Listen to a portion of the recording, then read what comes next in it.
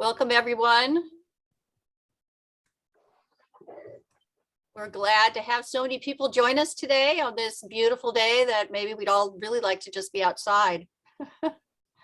I'm Chris Granger. I'm the Executive Director with Cool Davis, and welcome to our quarterly coalition meeting and our special presentation on building a resilient, building a drought resilient community.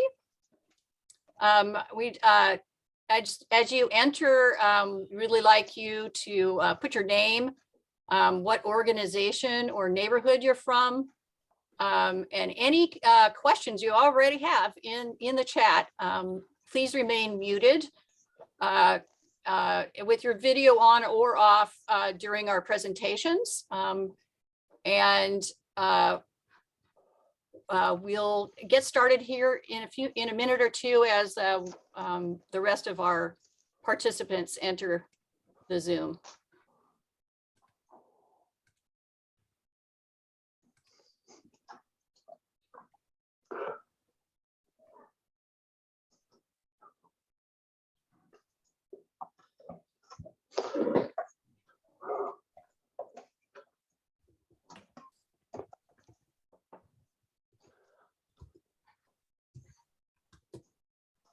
All right, for our coalition business meeting today, before we get started with that, we're going to just check in. We usually have about a half-hour meeting of including representatives of our working groups and any of our partner organizations. Just checking in and letting us know what is going on with them, any special events coming up, and any special news. And so today we should be hearing from a variety of folks. And I've put, I think, everyone that I know is going to be here today. I think I've put you up on the screen, and anybody else, make sure you put your hand up if you're here to respond. That includes you, Elizabeth. Let's get started first with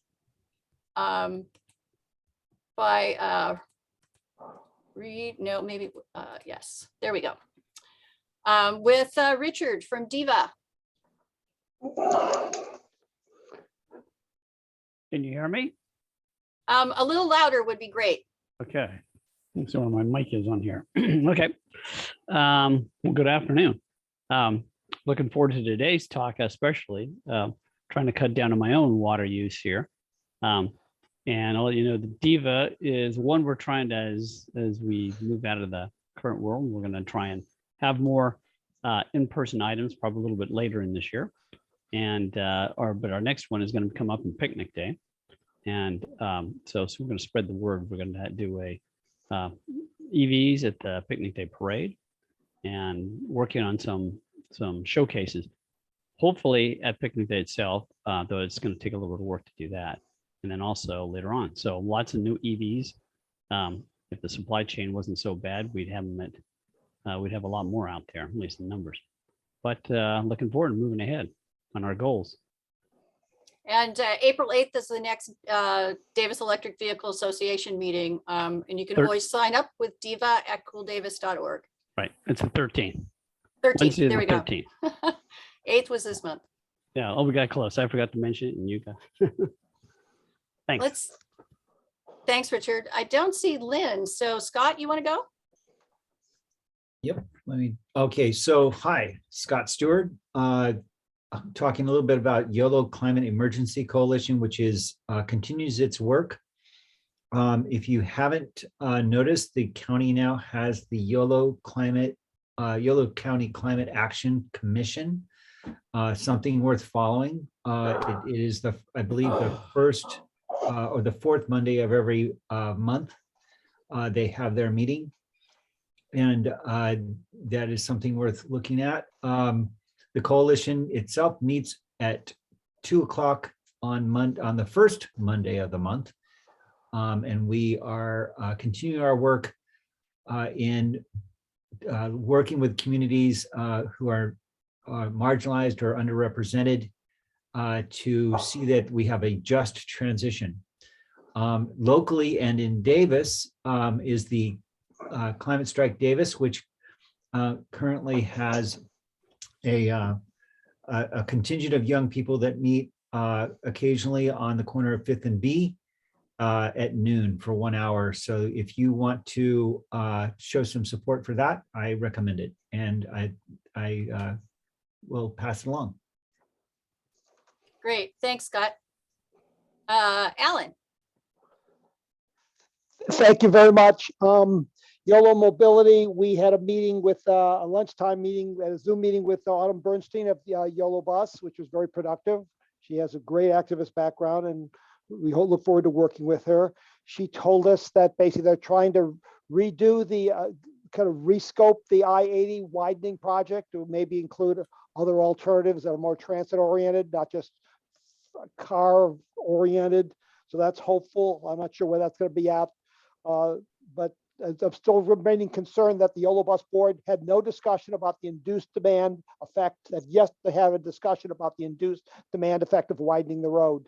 So I would hope some of the Friday people might show up at a YOLO Bus meeting and basically say climate change needs to be #1 on the list and not secondary to reducing road congestion.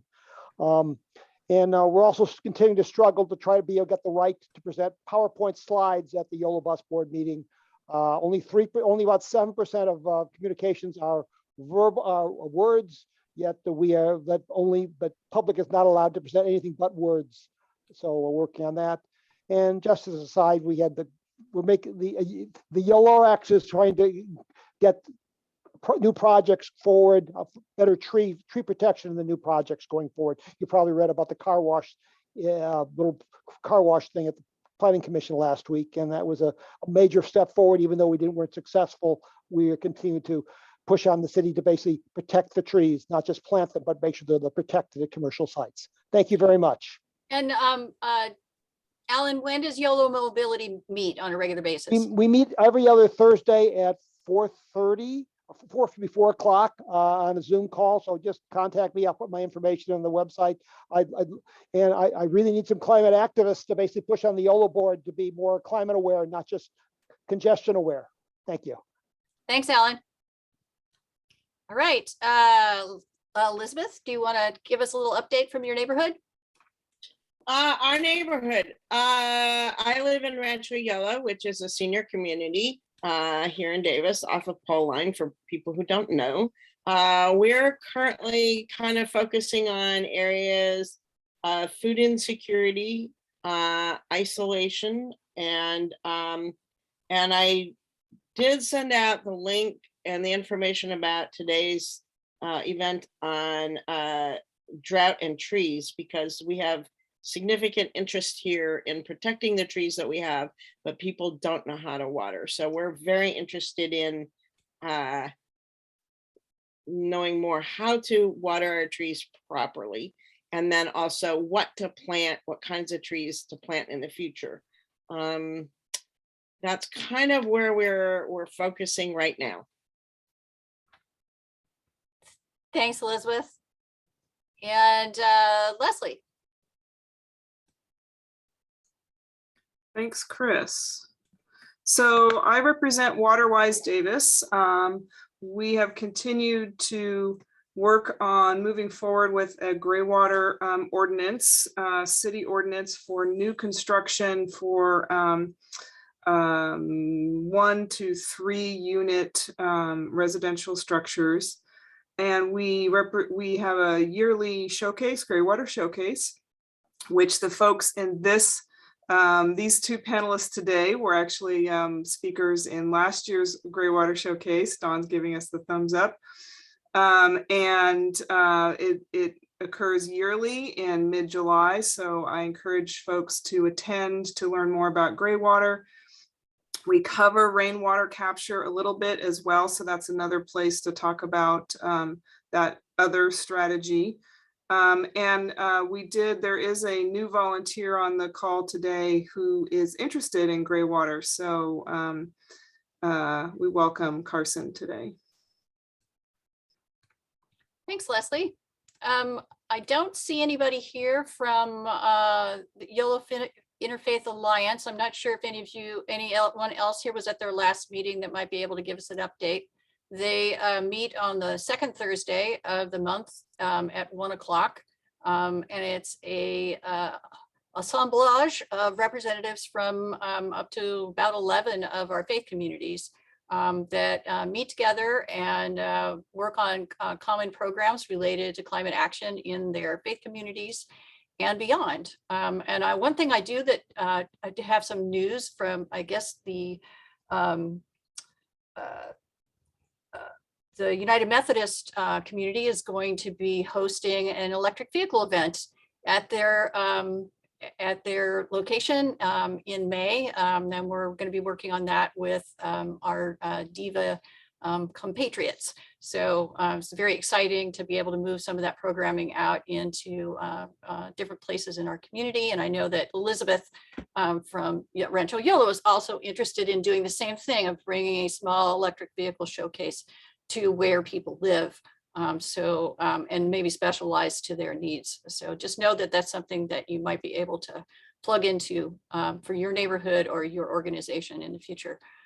I'm not sure if I see any other Cool Davis partners on. Leslie, do you see anybody else that fits into partner mode? Any of our collaborating organizations that might be here that might want to speak?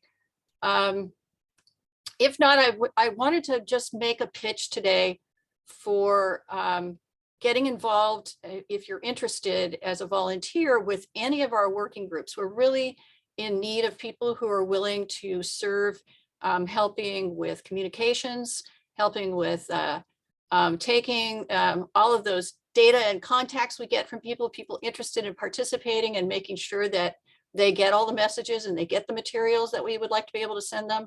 And then helping with the planning of events and some of the regular activities that those groups are involved in. So I know that DIVA is looking for people, and I know that Alan with Yolo Mobility would really like to have some folks who are signed on to help with those kinds of tasks. And Yolo Interfaith Alliance and Waterwise, all of them would be interested in having additional volunteers who want to help with the logistics of running those working groups. And then finally, we wanted to kind of give you an overview of what we know right now about what's happening during what's quickly becoming Earth Month. But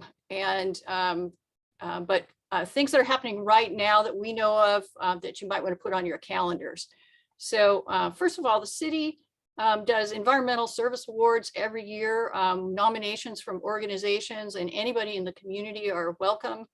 You can find this on the city's website.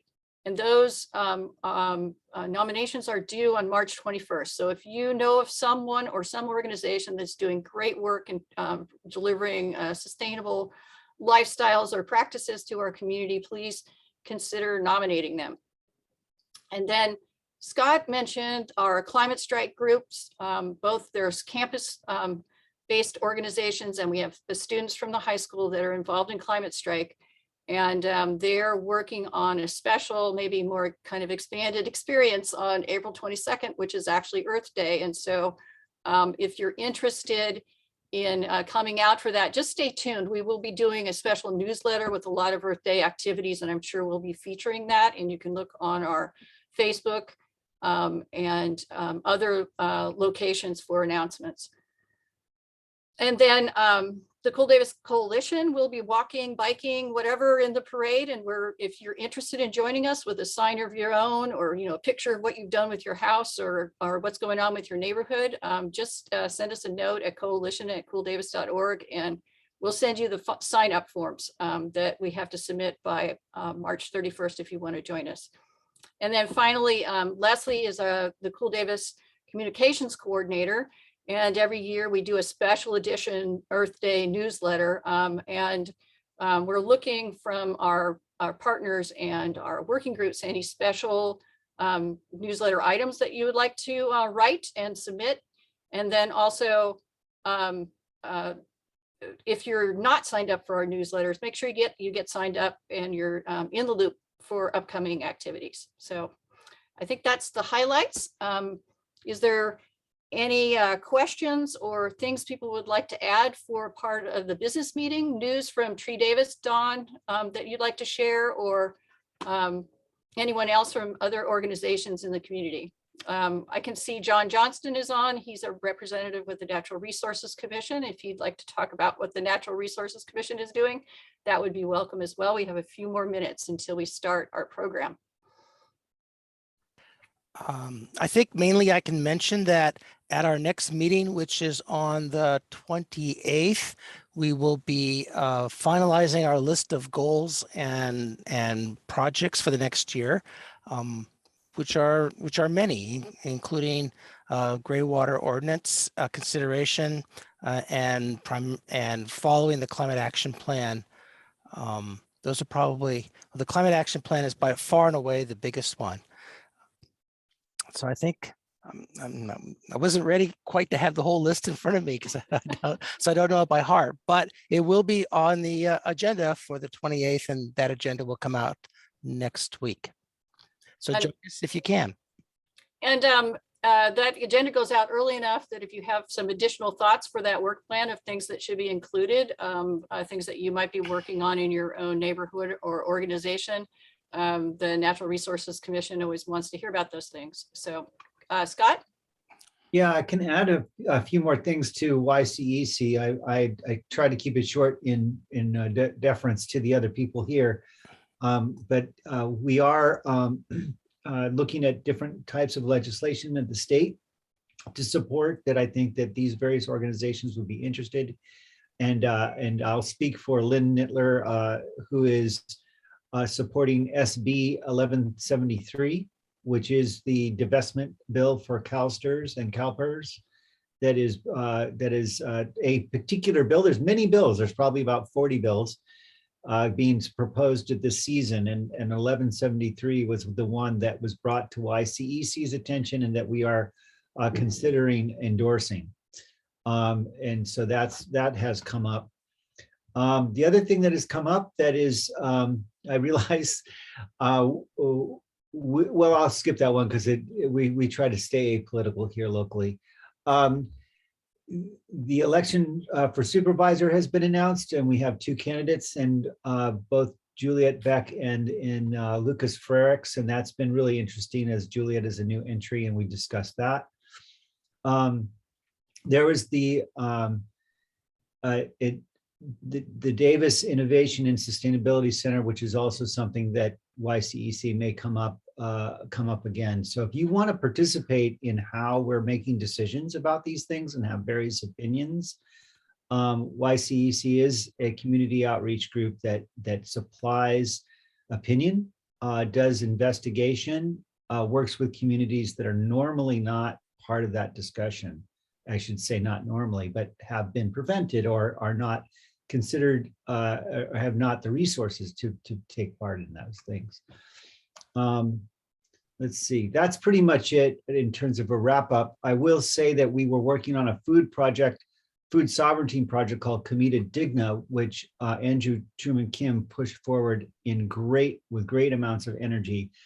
That at this point is on hold. It was working with the Yolo County Farm to Fork program with schools, and it was something that the American Rescue Plan funds were considering. We were in the top 10 considerations, but we didn't make the first cut. We're still holding on to that possibility.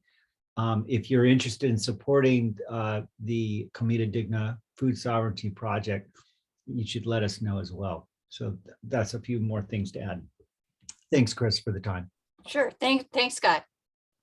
Dawn, did you have any announcements or updates from, I know there's going to be some of that in your presentation, but anything? No, the one that's a sort of a pet project of mine has been the Tree Stewardship Awards that Tree Davis implemented this fall, where we are highlighting individuals or groups that have been particularly helpful or useful or active in promoting urban forest. Our first recipients were a Richard, I gentleman. need to turn on your audio, please. Who are you speaking to? Go ahead, Dawn. Okay, our first two awards, for example, were just a citizen who waters trees for us, and the folks that are managing West Pond in Davis. Two totally different ends of the spectrum of people who are helping out with the urban forest. So this is going to be things we'll be soliciting nominations from the public through the summer and early fall. You'll find information at treedavis.org. And a personal project that I've been involved in, which the board has taken on, is trying to help the city of Davis develop an effective parking lot shading program. I'll just leave it at that.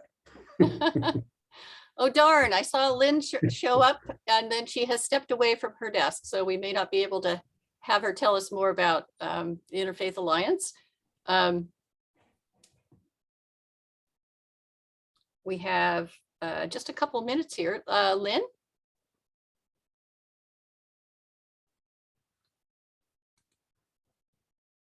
Lynn? Lynn, can you hear me? Lynn, can you hear me? Yes, now I can. Oh, great. Not to put you on the spot, but we do have a couple minutes left in the business meeting. Would you like to just speak for a minute or two about the Interfaith Alliance and what's happening with them? Sure. We have a number of things planned.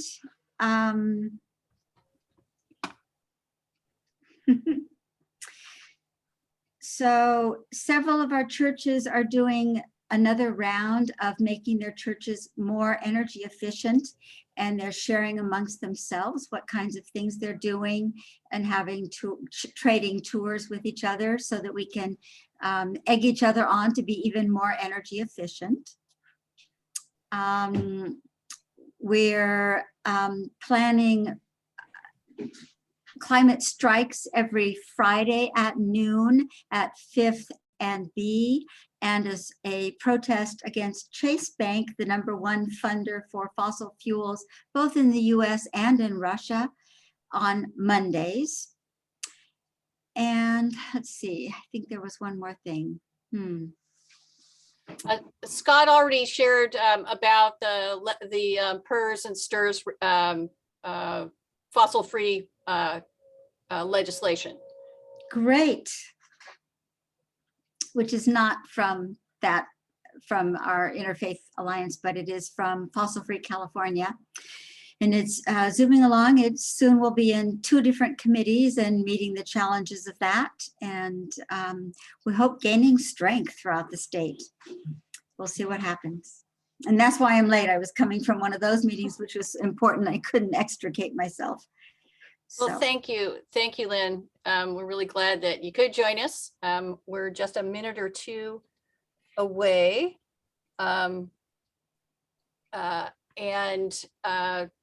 Before we might have more people join us. Is there any other items or news from the community, sustainability activities that people want to share?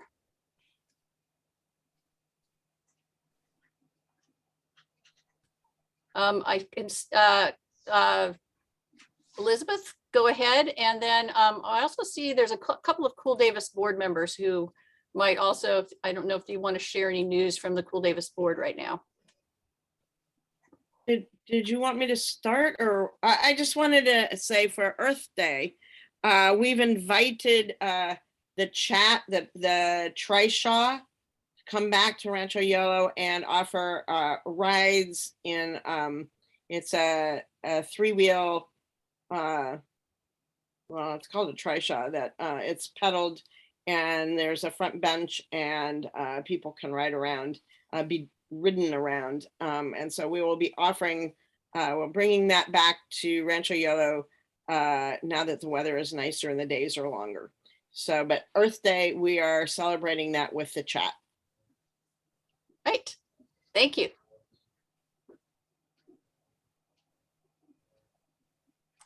Hey, this is Julie. I'm on the board and also working towards Big Day of Giving fundraising. If anyone wants to help Cool Davis raise some funds with an individual fundraising page on Big Day of Giving website, please contact me. Hey, Julie, put your email in the chat so they can do that. Okay, will do. Thanks. Jan, did you want to say anything about Cool Davis's strategic planning? Or Lisa, I think I saw Lisa here too. I'll defer to Lisa, who is leading the effort and doing a great job. Thanks, Chris. Way to put me on the spot. We've been engaged in a full-on planning process for several months now, and most recently held our second strategic planning workshop, including a roundtable discussion from representative community members. And we will be meeting again shortly to talk a little bit more about mission, vision, and next steps towards implementation. So that's kind of where we are right now. Part of our next steps is that we are also doing a survey of all our partners and leadership from our working groups. So you should be expecting to see that soon. And we're looking forward to collecting more input from you. Thanks, Chris. Yeah, we're really looking forward to that. And we just had an entire meeting on that very subject. So thank you for that. Thanks, Lisa. Well, I think Chris, can I add just one quick? Yes, absolutely. invitation? If any of you on this call would care to make signs either for climate strike or for Chase protest in village homes in our community center on Sunday from 1 until 4, we'll have materials for sign making, ideas for slogans and information, and lots of materials. And you're welcome to come on out and join us in making signs. Great. And then you'll be all set. Thanks, Lynn. Lynn, can you give your email for that information? Sure. Should I put it in the chat or do you want me to just say it? Chat would be great. Okay. Okay. So I think we'll get started with the next part of our meeting. And we'll start that. I'm wondering if Scott is still here. Yes. Whether, Scott, you would be willing to do the land acknowledgement? Yes, I will. It's not the official one, but I will do my best. Well, I have to put it up on the screen, so I will share screen. All right, very good. And I'm honored to say that as we begin, we'd like to acknowledge the land on which we are gathered. For thousands of years, this land has been the home of the Patwin people. Today, there are 3 federally recognized Patwin tribes: the Kachil-Dihi Band of Wintum Indians, the Calusa Indian Community, the Quetzal-Dihi Wintum Nation, and the Yoko-Dehi Wintum Nation. The Patwin people have remained committed to the stewardship of this land over many centuries. It has been cherished and protected as elders have instructed the young through the generations. We are honored and grateful to be here today on these traditional lands. Thank you, Scott. Now I'm going to turn the meeting over to Leslie, who's going to introduce our panelists and begin our discussion around water conservation and dealing with the drought. Great, thank you, Chris. So if you don't already know me, my name is Leslie Crenna. I work for Cool Davis, but I also engage in water conservation activities wearing several different hats, including leading the Gray Water Showcase on a yearly basis. I guess just some couple initial thoughts. Of course, Don Calciano of the city is the expert on usage in the city, but what has the pattern that is human nature is that we have rainfall, lots of rainfall, and folks use lots of water. And then we have less rainfall and folks use less water. There are lots of, this is not always a adaptive behavior, however. Water is uber local. There are lots of techniques for conserving water, just generally conservation, using less, capturing rainwater, both in barrels and also directly onto landscapes. collecting or reusing water from your home onto your landscape. And then of course, shade. And that's an area where Don Shor, our other expert, will be touching on the role of trees and how that interacts with drought, or combating drought for that matter. So what I'm going to ask folks to do is hold your questions in your own space initially, and not put them up in the chat as the presenters are going forward, because that can be a bit of a distraction. So please do try to hold your questions until afterwards. We'll have a full half an hour for discussion after the presentation, so there should be plenty of time for that. We have Dawn Calciano. She will have 30 minutes, and then Don Shor will also have 30 minutes to present today. And I'll just launch into a quick introduction of those two folks. So Dawn Calciano has been a fabulous Greywater ally over the years. She is the City of Davis conservation coordinator that focuses on water, and has been with the city for 6 years now, I believe, Dawn. She's going to cover some local and statewide drought regulations and how we might do some planning for summer water restrictions. And then next we'll hear from Don Shor, also a Greywater ally. The three of us, it's almost like a reunion today of last year's Greywater Showcase. Don Shor is currently a Tree Davis board member, and he's the owner of Redwood Barn Nursery. And also you can catch him on a local K-Dirt radio, not only giving you lots of great information about plants, but also his take on favorite jazz selections. So I recommend you go check out his shows on K-Dirt. So with that, I'll ask Dawn to go ahead and present for her 30 minutes, then Don Shor. We have Dawn and Dawn today. Dawn Calciano can start, Calciano, and then we'll hear from Dawn, and then at 6 o'clock we will begin a Q&A and discussion for our presenters. And please do ask questions and reserve statements for later on if there is time. And thank you, Dawn. Go right ahead. Yeah, thank you, Leslie, and thank you, Chris, and thanks to Cool Davis for including the city as part of this quarterly meeting, especially with how important drought and caring for trees is kind of moving forward as we're looking at a third year of drought, moving into the spring and summer. As Leslie mentioned, my name's Dawn Calciano. I'm a conservation coordinator with the City of Davis, focused on water conservation, and I will go ahead and jump in.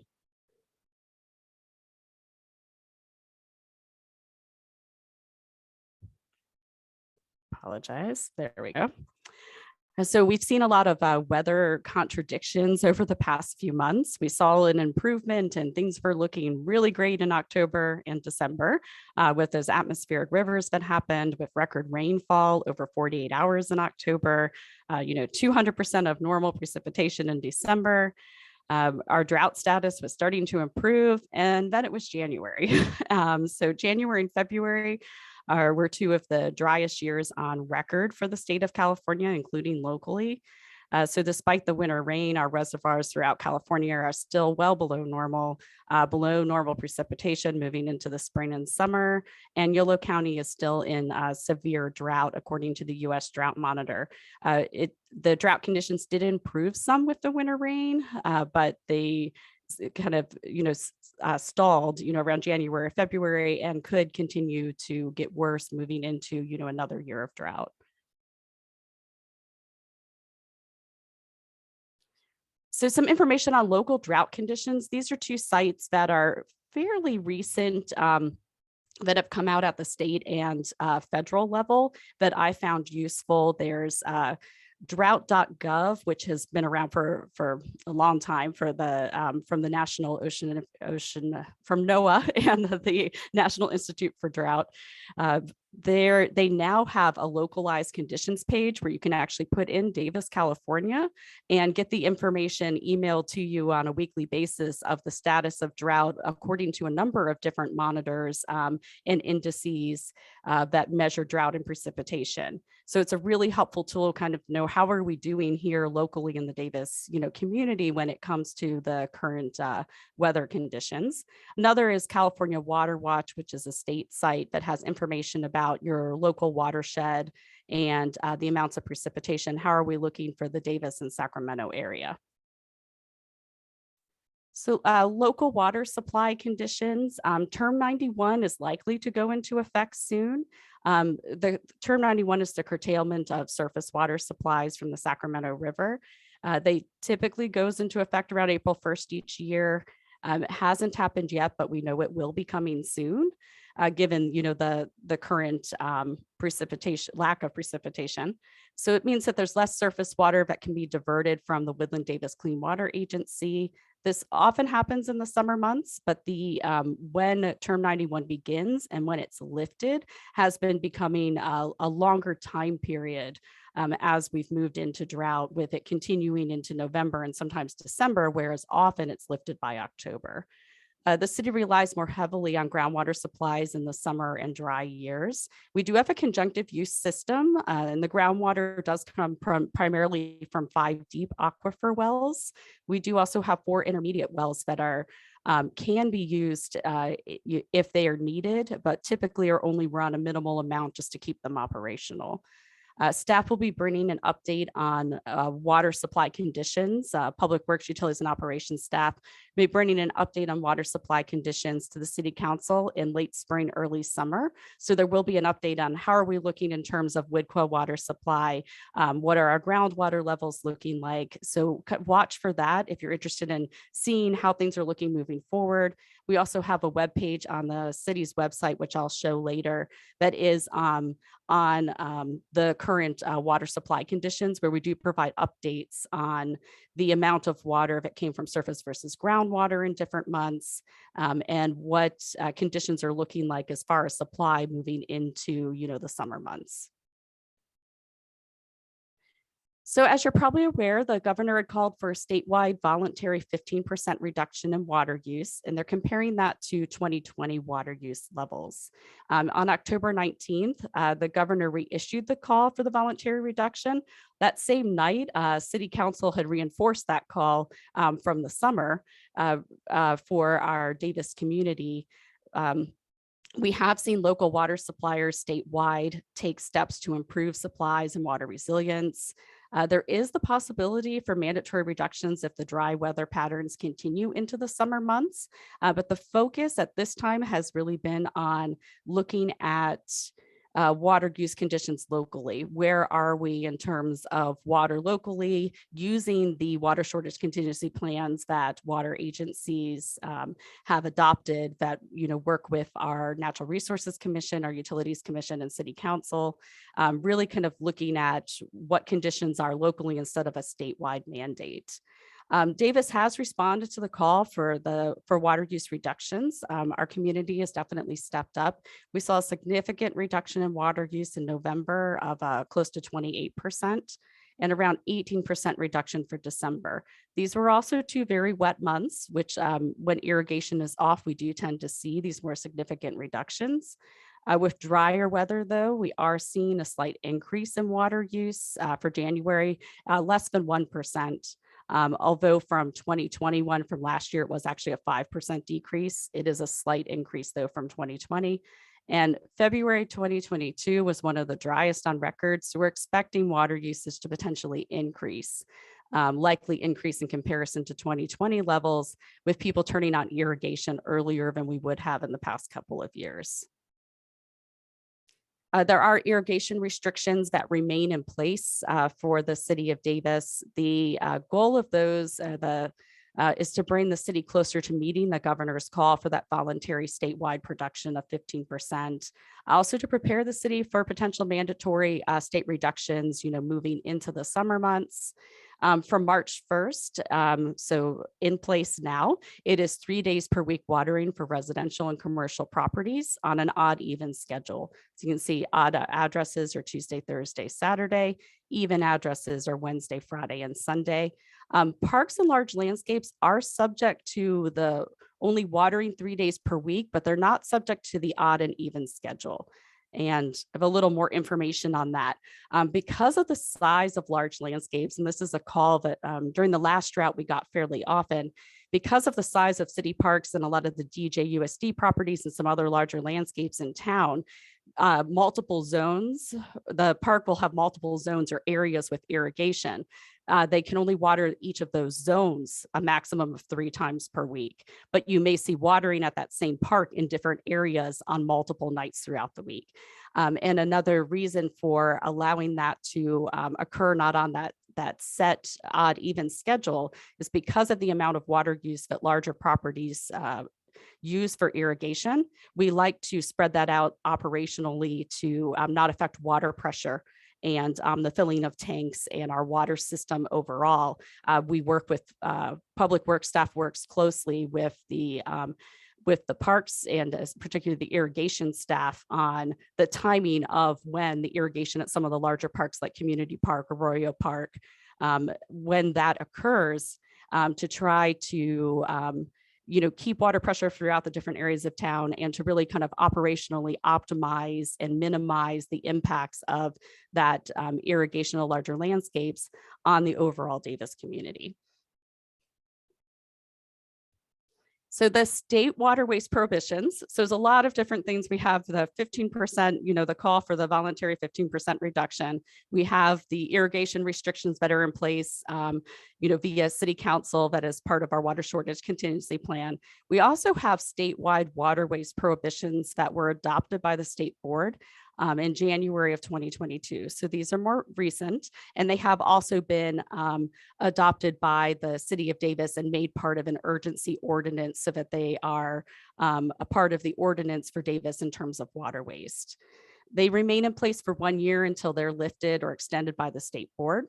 The cities will be reviewing these state actions and looking at possible inclusion in the future in the water shortage contingency plan. That process involves working with the Natural Resource Commission and then taking that information and going to council, but seeing kind of where the additional restrictions the state put in place, are they things that should always be in place in Davis? Are they things that should be in a different stage maybe than we currently have within our water shortage contingency plan? There's currently no mandatory percentage reduction, as I mentioned. There is that focus on wasteful water use practices. So there's really a focus statewide on reducing water use as much as we can for uses that maybe can be accomplished without water instead. And many of those restrictions were already in place as part of the permanent water use restrictions for the city of Davis. So this is the list. I'm not going to read through all of them of the state water waste prohibitions. The text that you see in the italic bold green, those are the additions from the state. The text that you see in blue was already in place for the city. So there are a few things that are additions. The filling or topping off of lakes or ponds was not included before. That's unless they have a pump that recirculates water. Fountains was already in place within the city.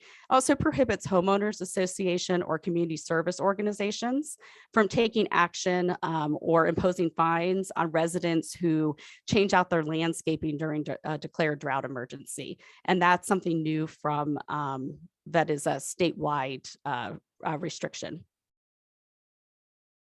There are exemptions for health and safety needs when it comes to these water waste prohibitions at the state level. One of the frequently asked questions addressed by the State Water Board is about these health and safety questions. It allows for otherwise prohibited use to address what they consider reasonable, legitimate safety needs. And they gave some examples: controlling nuisance dust, suppressing fires, removing pathogenic waste from sidewalks and awnings, such as animal waste, using potable water in areas where there's likely to be direct human contact. Whenever feasible, the state and the city encourage a broom or another method of cleaning to be used instead of potable water, or using a bucket and sponge in place of a hose if possible.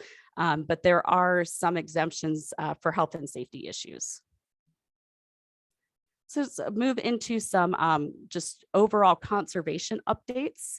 The city of Davis really, even before the last drought, just with the conservation mindedness of our community, we were in a fairly good position moving into the last drought, and the community really responded at that time. Our lowest water use that we've seen for the city was 2015, which is the middle of the last multi-year drought.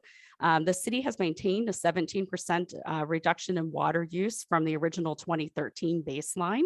So we have maintained a significant reduction in water use moving forward over time, even in some cases as the community, although we grow slowly, has grown some, and there has been some potential additional water uses, we've still maintained a reduction.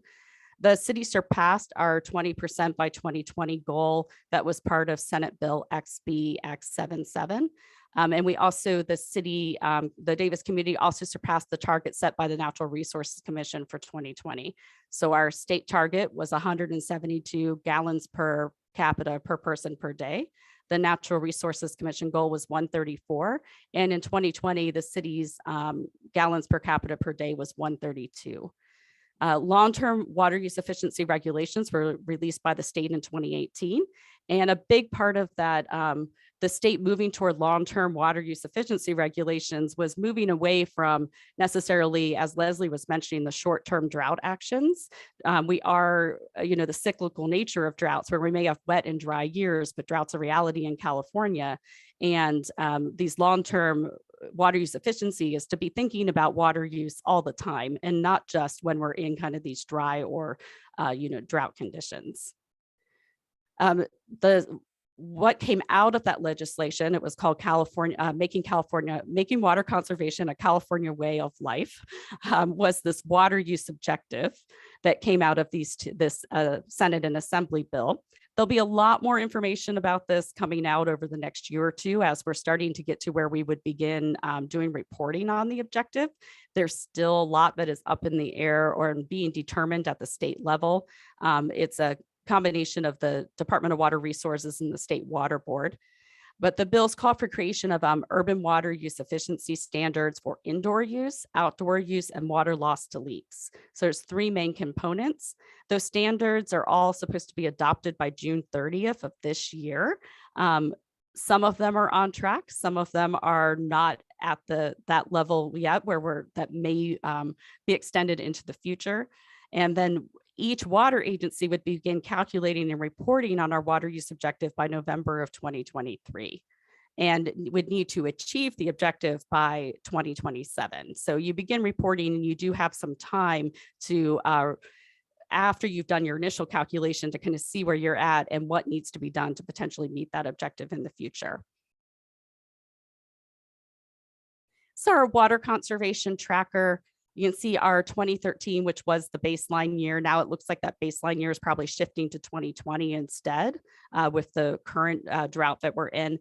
But you can see how significantly water usage has been reduced since 2013. Then you can also see, looking at even compared to 2020 and 2021, get an idea of kind of how are we looking with water use. And you can see that when the governor asked for that reduction of water use in July, that we started to see that reduction. So you can see as we see water usage increasing between April, May, June, and then July, when that call came out and it looked like we were moving into another year of drought, we start seeing this gradual step down in July, August, September, October, November in the latter part of the year. I wanted to mention the customer water use portal. It's called AquaHawk. It is the City of Davis's online customer water use portal. It gives water customers the ability to set usage alerts and also to view daily and hourly water use. It's a good tool to be able to see, do I potentially have continuous water use on my property, which might indicate a leak? Or I've received a courtesy notice in the mail from the city telling me that I have continuous water use on my property. What might be happening? Let me set up a registration or log in and see what might be occurring. You can also use AquaHawk, kind of do a little bit of sleuthing, leak detection by, turning off irrigation at the valve, for a night or two, seeing if usage drops in AquaHawk. So you can use it as a tool to help potentially isolate and find leaks more quickly. With our bills being about 2 months, the water usage on the bills being about 2 months behind, this is a really good tool to have a better idea of what is my water usage, within the past few days or within the past, day or two or month or two. How am I looking compared to last year? It's also a great tool to see how much irrigation really uses. When people see the amount of water use that irrigation can take, it's often surprising to see that really large jump in water use when irrigation's happening, often in the middle of the night. You can see some pretty clear patterns. We have close to 7,000 users currently registered for AquaHawk. So continued conservation is needed. We are moving into a third year of drought, as I'm sure I've mentioned quite a few times. Landscape water needs increase in the spring and summer, as you would expect. It's warmer weather. There's more evapotranspiration, the loss of water to the atmosphere through evaporation, transpiration of plants. There's little or no precipitation as we move into the summer months. The average summer water use is around 17 CCF, and compared to the average winter water use is about half that. So about 50 to 60% of water use for a typical single family residence is irrigation use. Tree watering is not limited under the water waste prohibitions or the days per week irrigation restrictions. That's a question that we get quite a bit. And one of the really kind of harsh lessons from the last drought was the, let it go brown, and then trees weren't being watered, and then some trees were dying, or it left them vulnerable to disease. And I know Don Shor will be talking more about that during his talk, but it is a very important message. We do have information on the city's website also about prioritizing protecting trees during the drought. It's essential to water your trees during the hot, dry summer months. Overhead spray is not a great option for tree watering. So I'll let Don kind of cover that in more detail, but there's a lot of great information on the city's urban forestry site and on the Tree Davis site. Adding mulch, just don't put it right against the tree trunk, keep moisture, around the tree roots, help keep that moisture in the soil. And there's some differences between watering young and mature trees, but because we have an expert from the Tree Davis board, I'm going to let him cover that. Just some general spring, summer irrigation tips, and I won't read through all of these for you, but inspect your irrigation system. Whether you have drip irrigation or sprinkler irrigation, check all of it. Often it's surprising to people how much a leak within a drip system can actually use, because if you've got an emitter that's failed or you have a rodent that's chewed through part of a line, you can have a pretty significant water use in a drip system that normally is very low use. So it's definitely important to be checking those different systems, especially with how dry and then wet it's been with the expansion of soils. We've been receiving more calls of people with potential irrigation issues where they've reported back to us that what they found was that irrigation had broken or separated underneath, and that the water wasn't coming to the surface. And so that's really important to be checking those systems and making sure that they're working properly. Late nights and early mornings are the best time to water. Not watering during the middle of the day where the water is just going to evaporate. It's so hot here that a lot of that water would not even get to your plants. So you want to be sure you're watering in the early morning or late night. Check the batteries in your irrigation controller. Even a brief power outage can reset your controller. Sometimes it resets it to watering in new sod, which if you've set your controller to water during the middle of the night and you're doing exactly what is recommended and has been asked of you, you might not know that you've got irrigation running 5 days a week or 6 days a week, and it's running for a longer time period than you would have expected. Also consider converting your landscape. Consider removing all or part of your turf, especially if you have areas that I've heard the term that are not functional turf. So if you have functional turf and it's used heavily, you've got pets, you've got kids, you're using that area, then there's a function for it. If you have an area that's just turf and the only time you see it is to mow it, then you may want to consider, converting that turf over to low water use plants, especially plants maybe that are native plants or pollinator friendly species, or help provide some wildlife corridors that have additional benefits. And make sure that you're adding mulch, just like with trees. A 3 to 4 inch layer of mulch can really help to retain moisture during the summer heat, also helps suppress weeds and has a lot of other benefits. So on to kind of long-term water use efficiency, utilize gray water. And we have the wonderful gray water workshops that Leslie heads up that focus on different topics relating to gray water each year. But utilize gray water, supplement your irrigation needs with water from your washing machine. A laundry to landscape system is the more simple system that you can put into place without necessarily needing to, remodel all of the piping within your home, depending on where your washing machine is located. That might be a less, intrusive kind of, plumbing to be able to put that type of system in and really provide some additional water, especially in the spring and summer months, to your landscape. Harvest rainwater, capture, utilize rainwater on site. Look at low impact development techniques, which are stormwater techniques to do, bioswales. Modernize your appliances. If you have really old appliance, clothes washers, and if you're at your washing machine, something's not working right anymore, consider modernizing them. And there's been significant changes in the reductions and changes in the amount of water that a lot of those appliances use. And we do have some information on the city's website that shows kind of old appliances compared to new ones and how significant the water savings can be. Convert unused turf to low water plants. We already covered that. Consider switching to drip irrigation, getting water directly to the plants and reducing, runoff off the property. And if you're putting in a new landscape in particular or redoing part of your landscape, group plants by their type of water use. They call that hydrozones.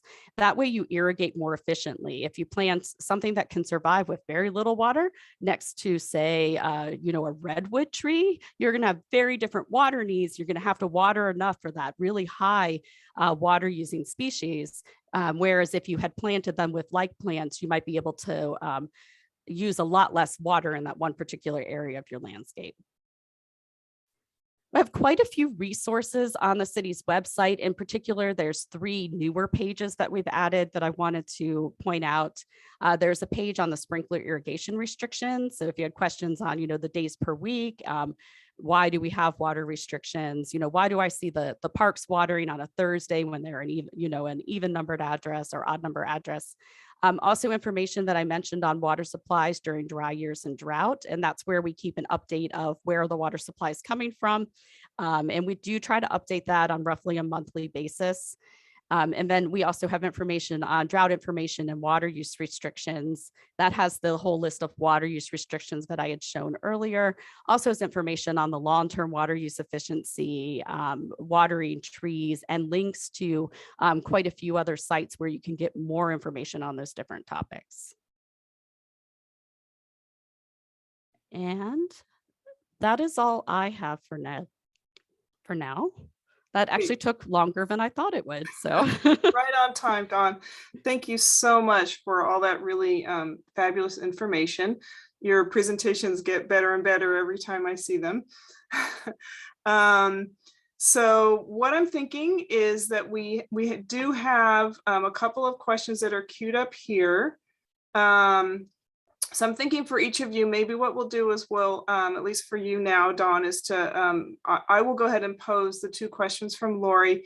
And then at our quick Q&A session at the end, we can go ahead and unmute ourselves and speak our own questions. But for now, I'm going to speak Lori's question.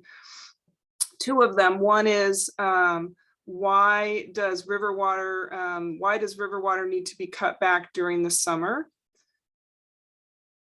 Okay, so just generally, and so a lot of it gets into kind of our different water rights that we have, but the general part of that has to do with, water availability for urban ag and the environment.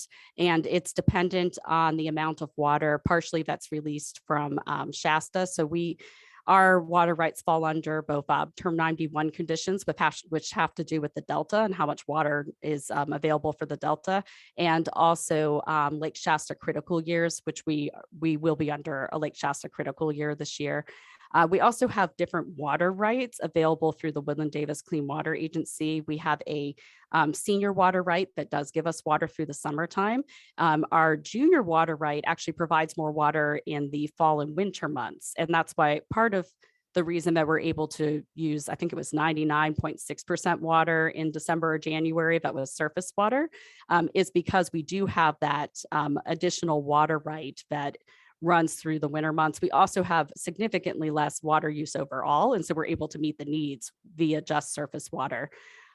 What we saw last year is typically in the summer, and this is ballpark figures, I'd have to talk with our water division to get exact numbers, but usually we have about 75% surface water and about 25% groundwater in the summer.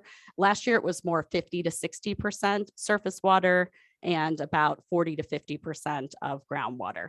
So we did see a difference. It's looking to be similar this summer, but there will be an update from our Public Works, Utilities, and Operations Director to City Council, but I have a lot more details on what's happening with those different water rights and how things are looking moving into the summer months. Great, great. So the short answer is the state is giving us less water. Yes, yes, that is the short answer. Thank you, Leslie. Right. So I'm going to go ahead. Lori has another question, but I'm hoping that we'll hold that till the end.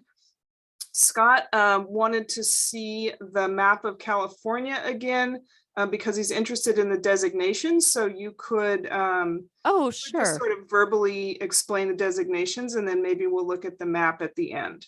Yeah, so the map of California, probably the best place to go to is, you can actually go to drought.gov and you can pull up the map of California. There's also a link from the city's water conservation pages. If you go to savedaviswater.org, if you go to that drought information page that I kind of briefly showed at the end, there is a link to that map from there.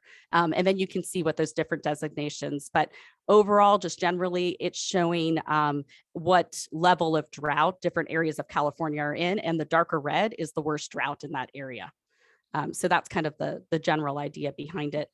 There was one thing I realized I had not mentioned that I will just mention quickly here is in the governor's budget, there is some funding specifically for water conservation and potentially for turf conversions.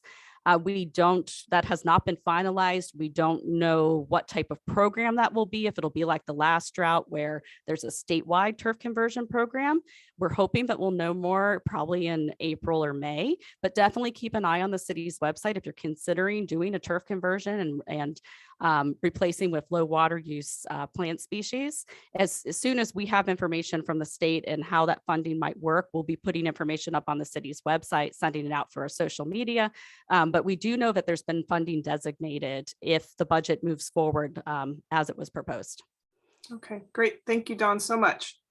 Okay, we're going to move on to our other Dawn Shor, who again is speaking about from the perspective of a Tree Davis board member and the owner of Redwood Barn Nursery. He has decades of experience caring for trees. So take it away, Dawn. Make sure I'm going to share my screen properly here. First of all, let's let's bring up the images that were presented to me. I'm pinch hitting for Erin here. Erin is our executive director at Share Screen. That's what I'm after right there. And she provided these slides, but I definitely do want to talk about drought consciousness and all of that kind of thing. And make sure everybody can see what I'm doing here. Can anybody see what I'm doing? No. Nope. There we go. I'll get the hang of this before the next pandemic. Okay. I do want to pick up on something that a couple of people have alluded to. I'm going to go ahead and play from the current slide, which is the attention span of the public on drought and water issues. We opened in August of 1981 after a very profound drought in the state of California in 1976-77, one of the worst droughts most of us had seen at that time. So we opened a nursery and we decided to bring in all kinds of low water plants, native trees, native shrubs. 25% of our floor space was devoted to low water landscape plants. In 1982-83, we had 42 inches of rain. in the Davis area. It began raining in October and it rained all the way through to mid-May, and interest in drought-tolerant plants and native plants evaporated. And that was frustrating because we know that drought is going to happen and has happened again and will happen even more so. I'm happy to say that having gone through now about 4 profound droughts, along with several instances of pretty severe flooding in different years, people are getting aware of the fact that drought is a permanent condition for us in terms of landscape choices. We can do parts of our garden or landscape that are higher water, but overall our decisions have to be plants that are suited to this climate, suited to intervals of low irrigation and low rainfall. And last year, with less than 7 inches of rainfall recorded in Davis, just about 7 recorded in Woodland, we had a profound drought. And as all of you know, this is part of a cycle that's been going on for a decade. Even though we had flooding in 2017, we had drought prior to that. So I happen to have a chart that shows the southern oscillation, El Nino versus La Nina and Davis rainfall, and it tracks almost exactly. We're in another year of La Nina. And so I keep thinking as a nursery guy, great, we're going to be out of La Nina next year and we'll go right back into El Nino and there'll be rainfall again. Well, multi-year La Nina events have happened and will very likely happen. What we're really noticing, if we've been here long enough is that the extremes are getting more extreme. There will certainly be flooding in our future. In 2017, the entire flood bypass system on the Sacramento River was opened and the Yolo Causeway drove over an inland sea. But since then, we've had very low rainfall years. So that means that organizations like ours and Cool Davis and others need to help the public make choices that will bring that water use down steadily over time. And I'll tell you one thing that I have said repeatedly as we've been faced with periodic water reductions is that almost everybody, in my opinion, could reduce their water use by 20 to 30% without any loss in yield from their fruit trees, without any loss in appearance from their landscape plants, without any loss of shade if they've chosen the right plants. And as was alluded to in a previous comment, if they've hydrozoned for those few things that need higher water usage. Part of it is looking at an urban forest as a landscape, not just a collection of trees. One of the things we do, we plant a lot of trees, but we're gradually moving more into looking at the trees and their component in the whole urban landscape, including the houses you live in and the areas that we share in public. So Tree Davis has planted hundreds of trees in the last couple of years. We're closing in on 1,000 trees in the last 2 years with this latest round of grant funding. And we, of course, will continue to do so. But one of the reasons I got on the board is that I'm very concerned as a community, we are losing more trees in the city than we are planting each year. Part of that is removals. Part of that is diseases and pests. A significant part of it is drought losses from long ago selections of tree species that may not have been suitable. Calciano pears are dying out all over the place. Well, that's a mixed blessing. They're a problematic tree, but that's a lot of trees to lose from our urban canopy. Really bad this year are the coast redwoods. There are hundreds, if not thousands, of coast redwoods planted around Davis. Okay, I've done my share of selling them over the past. In the past, I don't sell them anymore, hardly at all, because they're a high water tree. But we have many thousands of them in our community, and we don't want to lose all of those trees. So knowing the differences between the species, and as you replace them, as one example, choosing a new species that is more suited to our hotter and drier climate is going to be important.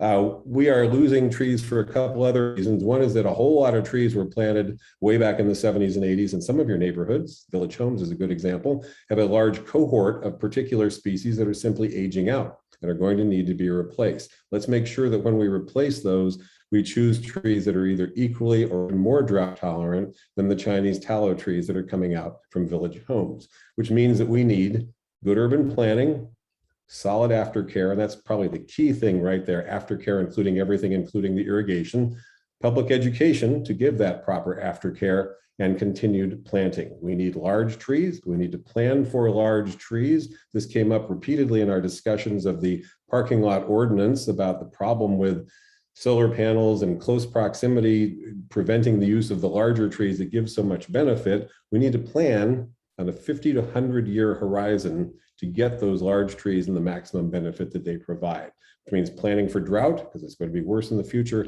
and factoring in heavy soil conditions, extremely high temperatures, and the other characteristics that make the Sacramento Valley unique in some ways in our plant selections. So as it's getting warmer, we will need to shade surfaces. I was going to present a slide, but I don't happen to have it handy, with some latest technology that shows the city's urban canopy of trees and the city's surface temperatures. There's almost perfect overlap between the extent of tree canopy and the surface temperatures. So if things are getting hotter and there aren't trees shading asphalt, it's going to get even hotter in the areas where the asphalt is, hence Tree Davis involvement in the parking lot tree ordinance. But not just that, we want the city overall to shade asphalt, concrete buildings, and places where people gather. So this is a good example. It's been happening. Today's over 90 degrees. That's, by the way, crucial tomato pollination temperature. Above 90, they tend not to pollinate. So that's a little data point for you. You can see it's getting hotter steadily, and there are more and more days over 90 degrees. It's easily 10 to 20 degrees cooler when you're standing under a tree. There's also easily 10 to 20% less ozone when you're standing under a tree. So the trees have other benefits besides just reducing urban heat island effect. And as has been mentioned, precipitation is, let's say, variable is a good term for it. With the atmospheric rivers dumping 9 inches of rain in one day in October, and then nothing for 60 days plus, all in the same season. I think we've had a little bit of everything in this rainfall year. So one of the key things that a tree does, and one of the key reasons that cities have had long-standing policies for planting trees, other than just the now understanding of climate change, is that it reduces urban heat island effect. Urban heat island effect is the characteristic of surfaces, concrete and asphalt, absorbing heat, radiating at night, and keeping the whole area warmer and continuing to get warmer. It also increases ozone and various pollutants. Trees can make not just a 4-degree Fahrenheit difference in the overall neighborhood, but a significant 10 to 20 degree difference right in the immediate area. The benefits of trees, and this is important, are local to where the tree is. So one of our concerns from a site policy standpoint is if trees are removed from a parking lot and the mitigation is putting them way over there, that doesn't really mitigate in terms of the benefits that we would be getting from those trees as people working in that facility, driving there, getting out of our cars, our electric cars, and walking into the buildings. Now, I have a love-hate relationship with turf, and it's no question that lawns are the highest water using parts of your landscape. And as has been mentioned by a couple of previous comments, taking out your lawn is one of the simplest things you can do, because a lawn uses, at our general recommendation for turf irrigation, 1 gallon a square foot a week. I gave a talk in El Macero a few years ago when I said that, and I mentioned that the average lawn in Davis was about 2,000 to 3,000 square feet front and back. A gentleman came up to me and said, I have 10,000 square feet of lawn. I said, you're using 10,000 gallons of water a week to keep that lawn going. What do you do out there? Because it called to mind that immediately the same comment that was made earlier.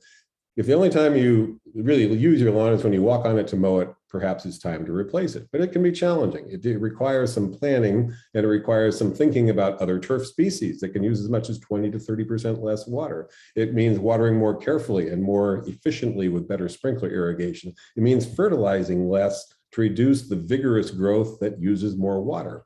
So you can have a healthy turf area, use area, living area that has grasses and cool things in it that isn't necessarily a clipped lawn. You can have a lot less of it than most people have had traditionally. Lawns are a habit. It's a habit that we probably need to break. And that's one of the things Tree Davis wants to work on, as we'll show you, is showing you ways you can have an attractive, vibrant, interesting landscape without as much turf area.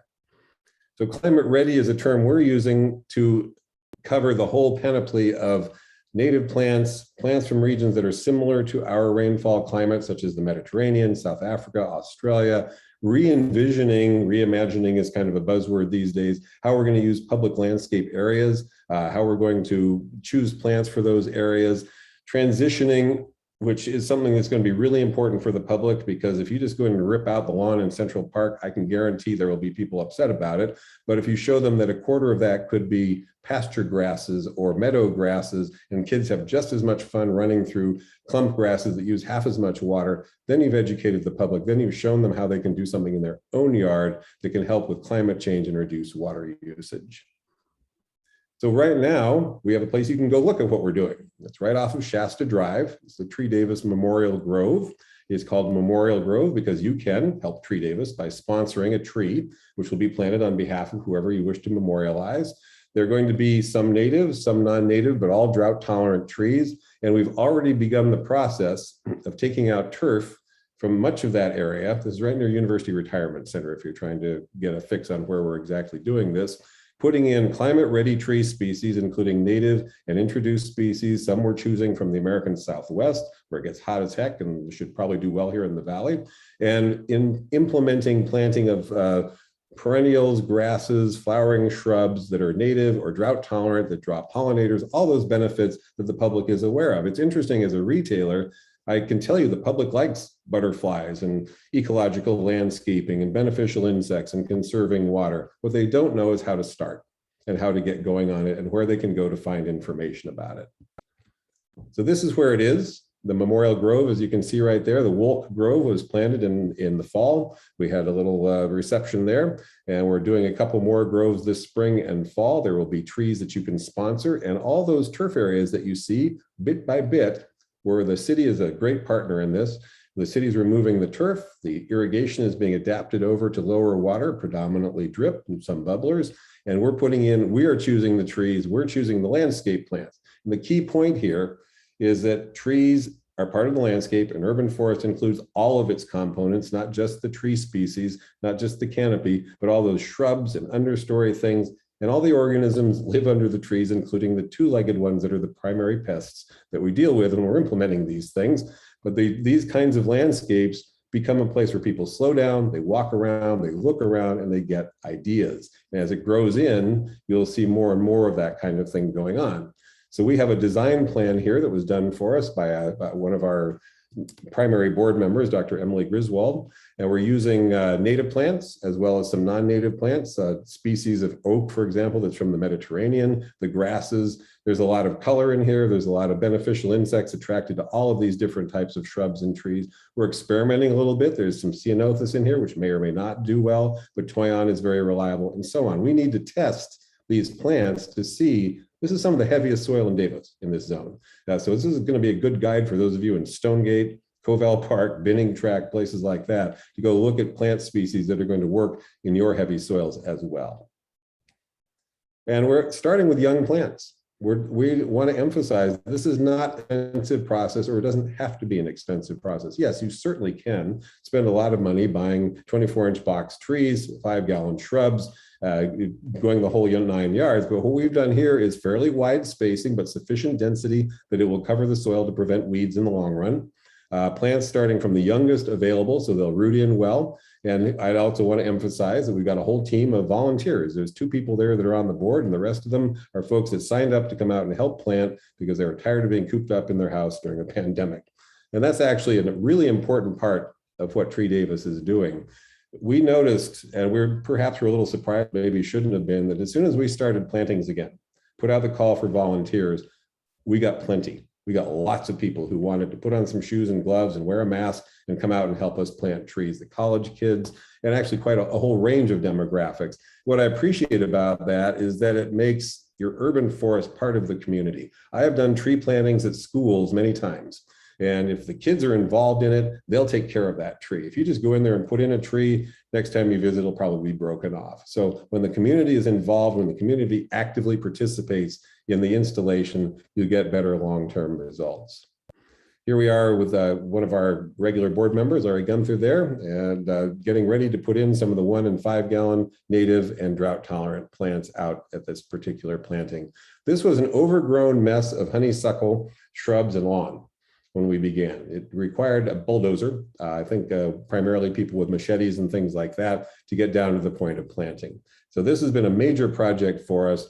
Now it's all planted. We're managing the irrigation, and that's really crucial, is proper management of the irrigation after installation. Water carefully the first summer, gradually reduce the frequency and increase the duration.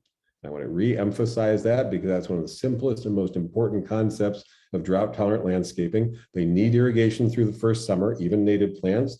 And then as they get established, you can reduce the frequency, water longer, reduce the frequency, water longer. Everything in this landscape should be able to get by, as it would in your own yard, with deep irrigation once a month. And in some cases, the true native plants or some of the plants from the Southwest ultimately would not even need to be irrigated. So this is what it looks like when you get done with this kind of a project. Now, if you paid a contractor, you'd have a lot of bigger plants in there. There'd be a lot more stuff to make it look real pretty right away. There's a lot of plants in there getting ready to grow. And that we think the signage is extremely important. And any project that Cool Davis does, Tree Davis does, any of us do out there, we need to put these out there because this is an active community. This is a place where people bike and walk around and they stop and they look at these things and they will learn from them. It's a really simple, passive way to help get the public more in tune with better ways to landscape. Apparently, we're going to see a brief video of people planting plants and look at all these volunteers that came out. And that whole project was installed in one day. And we do these kinds of projects right on through the fall and winter. And our very last tree plantings are happening right now to get the trees in on Russell Boulevard. You've probably seen all the trees that Tree Davis is putting in on Russell Boulevard and try to get that finished up with a grant. We will have hit 1,000 trees in this grant cycle once we get that all done.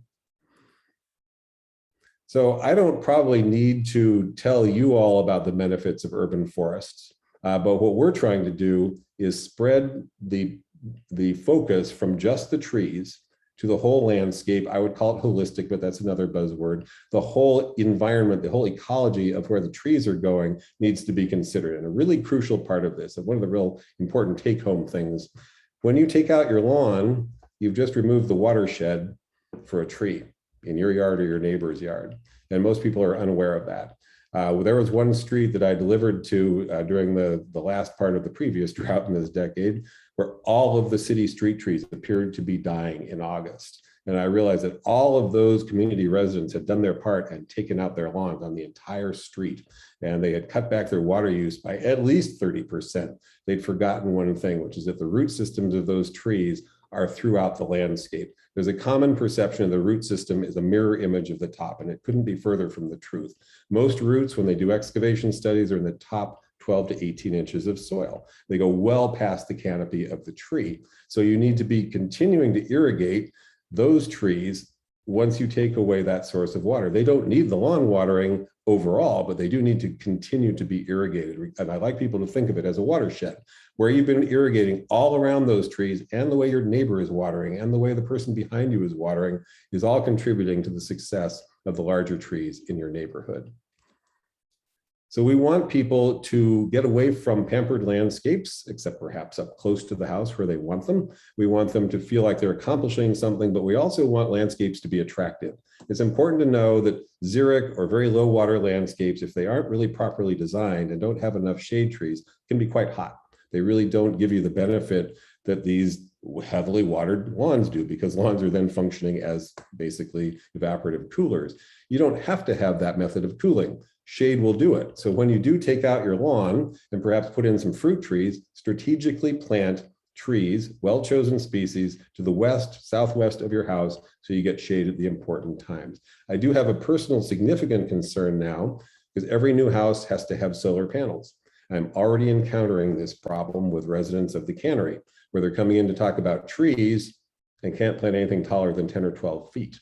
So that means that for that particular subdivision, if any of you happen to live in there that are listening, you really need to focus on the common areas and getting more shade in those park areas, along the streets, along the sidewalks, choosing tree species that can get big where they can be allowed to grow big. Because the worst thing you can do is plant a tree that's going to want to get big where it can't, because then someone's going to prune it and they're going to prune it wrong. So choose them carefully and be aware of this added wrinkle of solar panels causing tree selection to become a little more complicated than it used to be.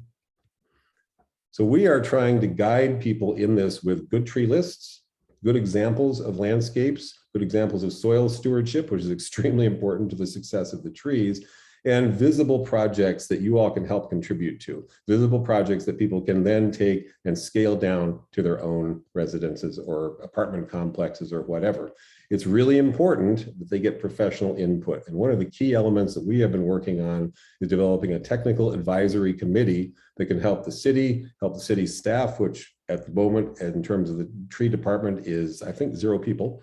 And the folks who are bringing projects to them that want to build things, developers, people who want to do projects, have them put the right tree in, have them put the right number of trees in, give enough open space for those trees to grow properly, or give them the right kind of soil construction if you have to in some situations. And these are examples of problems, distribution lines, power lines, kind of thing that comes up, unfortunately comes up most commonly when a tree service or utility has to come in and brutalize a tree. So we want to choose the right tree and plant it with the right kind of landscape plants in the first place.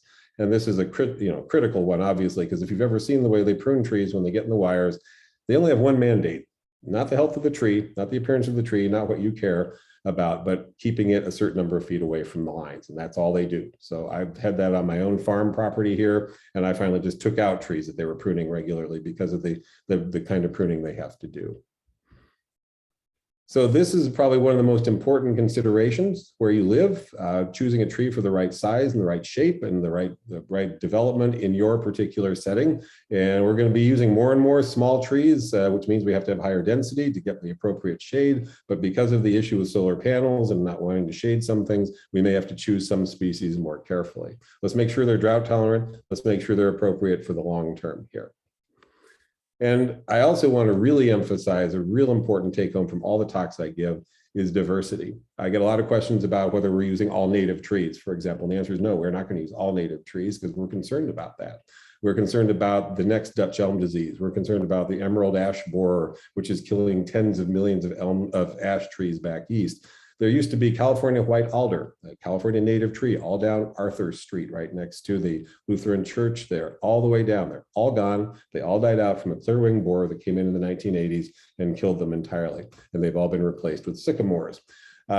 The concern is if you do too much of one species, and if you focus too heavily on one trait, such as being native here or something like that, you may be asking for trouble. We want to get to a 10% rule where there's no more than 10% of any one species. And we want to keep an eye out for the public trend towards wanting certain types of trees and see if we can balance that with some other choices where we're doing some research to help them choose better ones for perhaps common areas. And also, obviously, when you're choosing a tree, think about these other factors. I go through this process every day as a retailer. What do you want? They want color, they want this, they want that, they don't want roots, they want it to be drought tolerant. And those are the kinds of things on a grid that you'll have to balance those competing, in some cases, interests. So we've mentioned using native trees wherever we possibly can, and all down Russell, for example, we've planted 100 plus oaks all the way down, something like that. Valley oak is one of them, but also Texas oak and a couple of others are being chosen as well. Sometimes we're just trying to make sure we get that diversity that I mentioned. Sometimes native trees will not be suitable for one reason or another. I mean, California black walnut is a native tree, but very few people are going to plant it in a residential setting. Drought tolerance being one of the most important issues.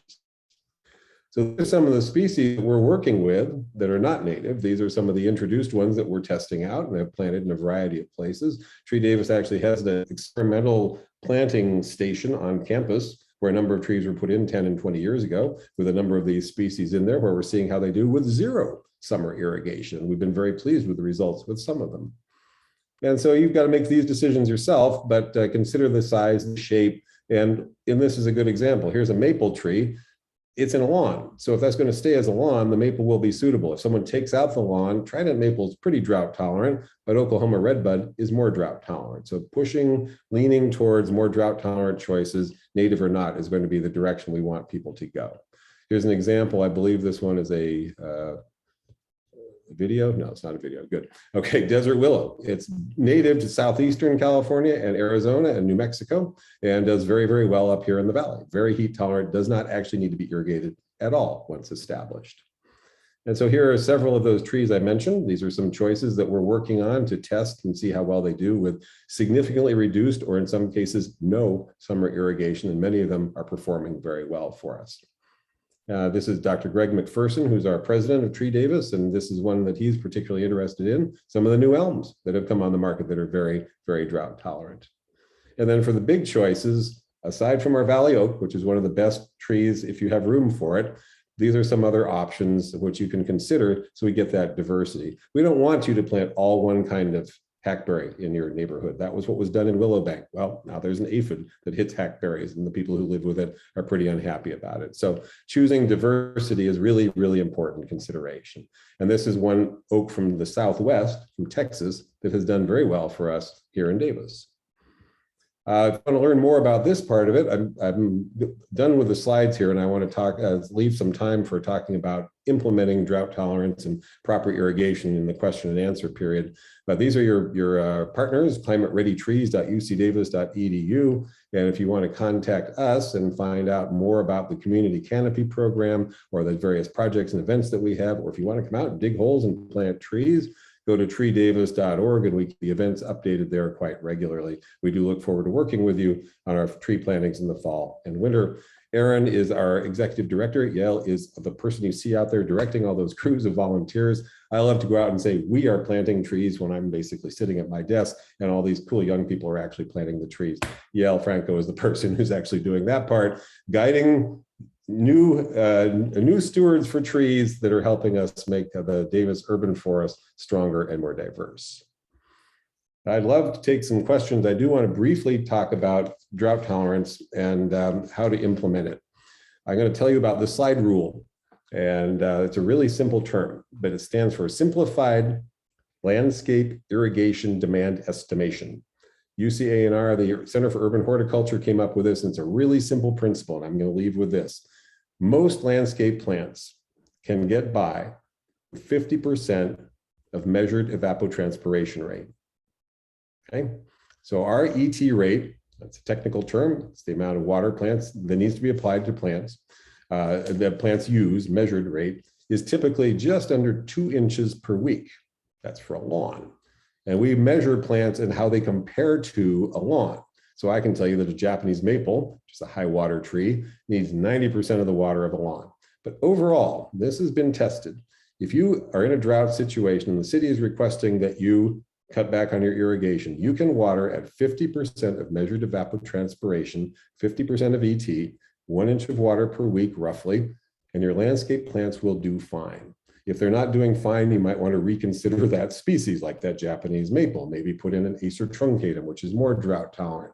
But this is adequate. No, it's not perfect. They're not going to be lush and vigorous that year, but in a drought, when the city and the state are requesting that we cut back, we follow the slide rule. You can find out locally what your ET rate is by going to the CIMIS weather stations. We have lots of data, CIMIS weather stations. They tell you day to day what the ET rate has been. And you can apply 50% of that rate. Most of the woody plants in your landscape, most of the perennials, most of the trees will be watered adequately. Your lawn needs more if you still have one. Your vegetable garden needs more. Other than that, most of the other plants can get by with that 50%. So I would love to see more people watering not 3 days a week, but 1 day a week, really thoroughly, and giving their higher water trees like coast redwoods, Japanese maples, water twice a month. And the established bigger trees that are more drought tolerant, deep water, once a month. And that would have kept a lot of those coast redwoods alive that we're seeing dying around the Sacramento Valley and especially Davis right now. So I'm going to leave it at that, and then I'd be happy to stick around and take questions about this and other aspects of what we've talked about. Great. Thank you, Dawn, so much. So much amazing information in both of your presentations. So what I'm going to do is I'm going to ask one of Larry Green's questions. He has several. There are a few questions in here for Dawn and a few for Dawn.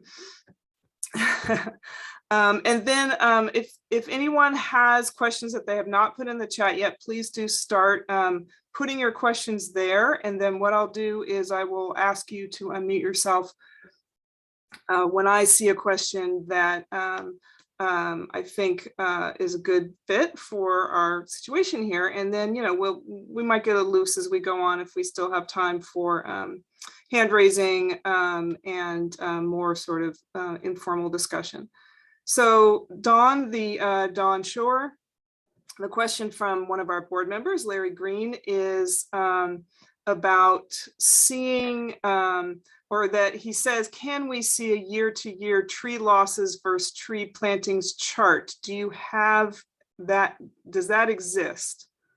No, and I wish it did. I've gotten anecdotal data from city staff and also Tree Davis people who precede me, and I really do want that information. It has been pretty consistent that we've been losing, unfortunately, more trees than are getting planted. There are some moving parts to answering that. The drought is a big factor. What prompted us to suddenly move into a little bit of a political situation this year was 2 requests for removal of trees in parking lots. For those 2 requests alone would have taken out and will, as they're approved, 140 trees. 140 trees that are probably 15 to 20 years old, or some are older. We're planting a couple hundred, a few hundred trees every year, but that was just 2 permits right there. And without getting too far into the weeds here, if there was a disease or pest that was going to kill 140 trees in Davis, we'd be having rather urgent meetings about that.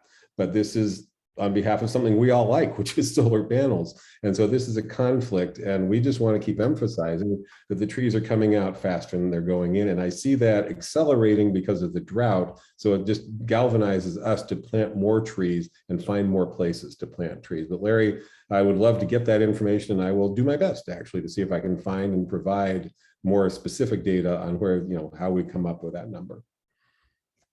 Great, thank you, Dawn. Let's see. Carson has a question for Dawn. It's the most recent one. Dawn, has the amount of groundwater for Davis been tracked over the years? If yes, can you speak to the trends we've seen over the years? And can we find that information online? So yes, the amount of groundwater throughout the YOLO subbasin, it has been tracked over the years.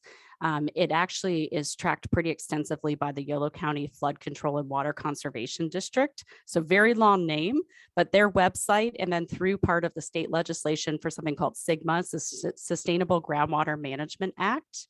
That information is tracked and is compiled, I believe, in some of their reporting. They just completed the groundwater management plan for the entire Yolo County area. So a lot of that information would be available through that plan. So if you search for on Google, I guess, or search for YOLO Sustainable Groundwater Agency, and I can try to bring up the link and stick it in the chat. That would have a lot of that information that you were asking about when it comes to overall groundwater trends, throughout our entire subbasin, which includes information from Davis and Woodland and West Sacramento, kind of the broader area. Great. This is another question from Jean to Dawn. 2 different folks came up with these questions. They see neighbors who overwater. What can they do about that? Sure. So if you see neighbors who are overwatering, you can send an email to savewater@cityofdavis.org.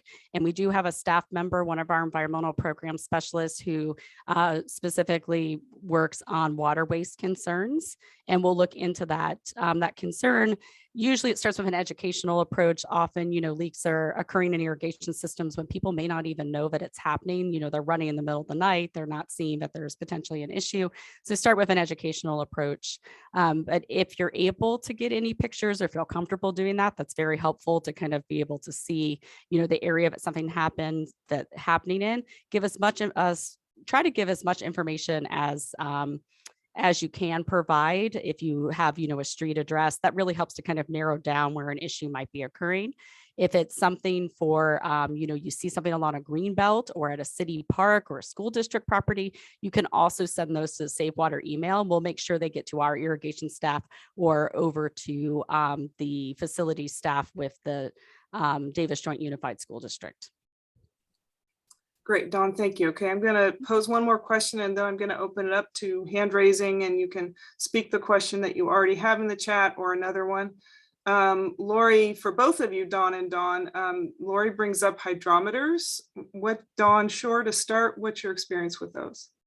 They're being installed in commercial landscapes where you're putting in irrigation systems that operate based on the soil moisture, and that's really the highest tech, the most efficient, the most effective way to irrigate. And what I do like to see about these is that they are coming down in price, where some people in residential settings are finding them worthwhile. The first people who looked into them were El Macero residents that I encountered.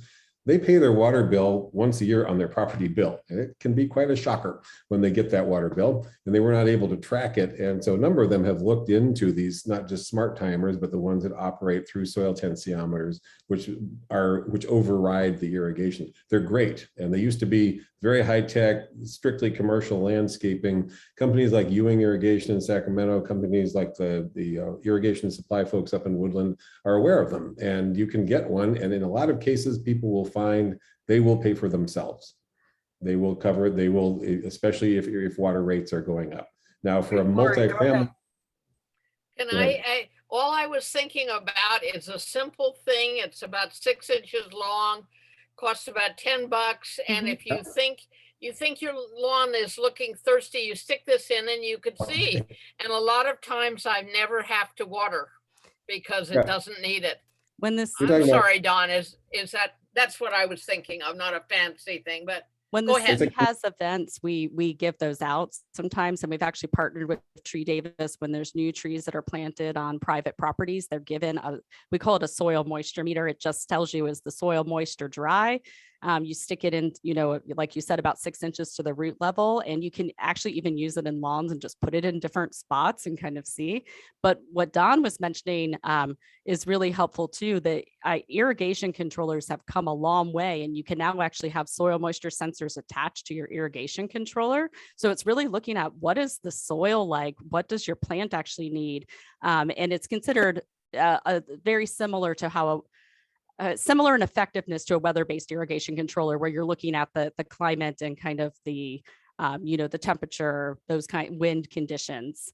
But there's a lot of great new technology, and WaterSense through the EPA just provided specifications for the soil moisture sensors and for irrigation controllers that use that technology. So that's some new information. I don't know if it's posted on our website yet, but I will look at getting it up there if it's not. Great, fabulous. So anyone else that wants to raise their hand and speak their existing question or a new question, feel free.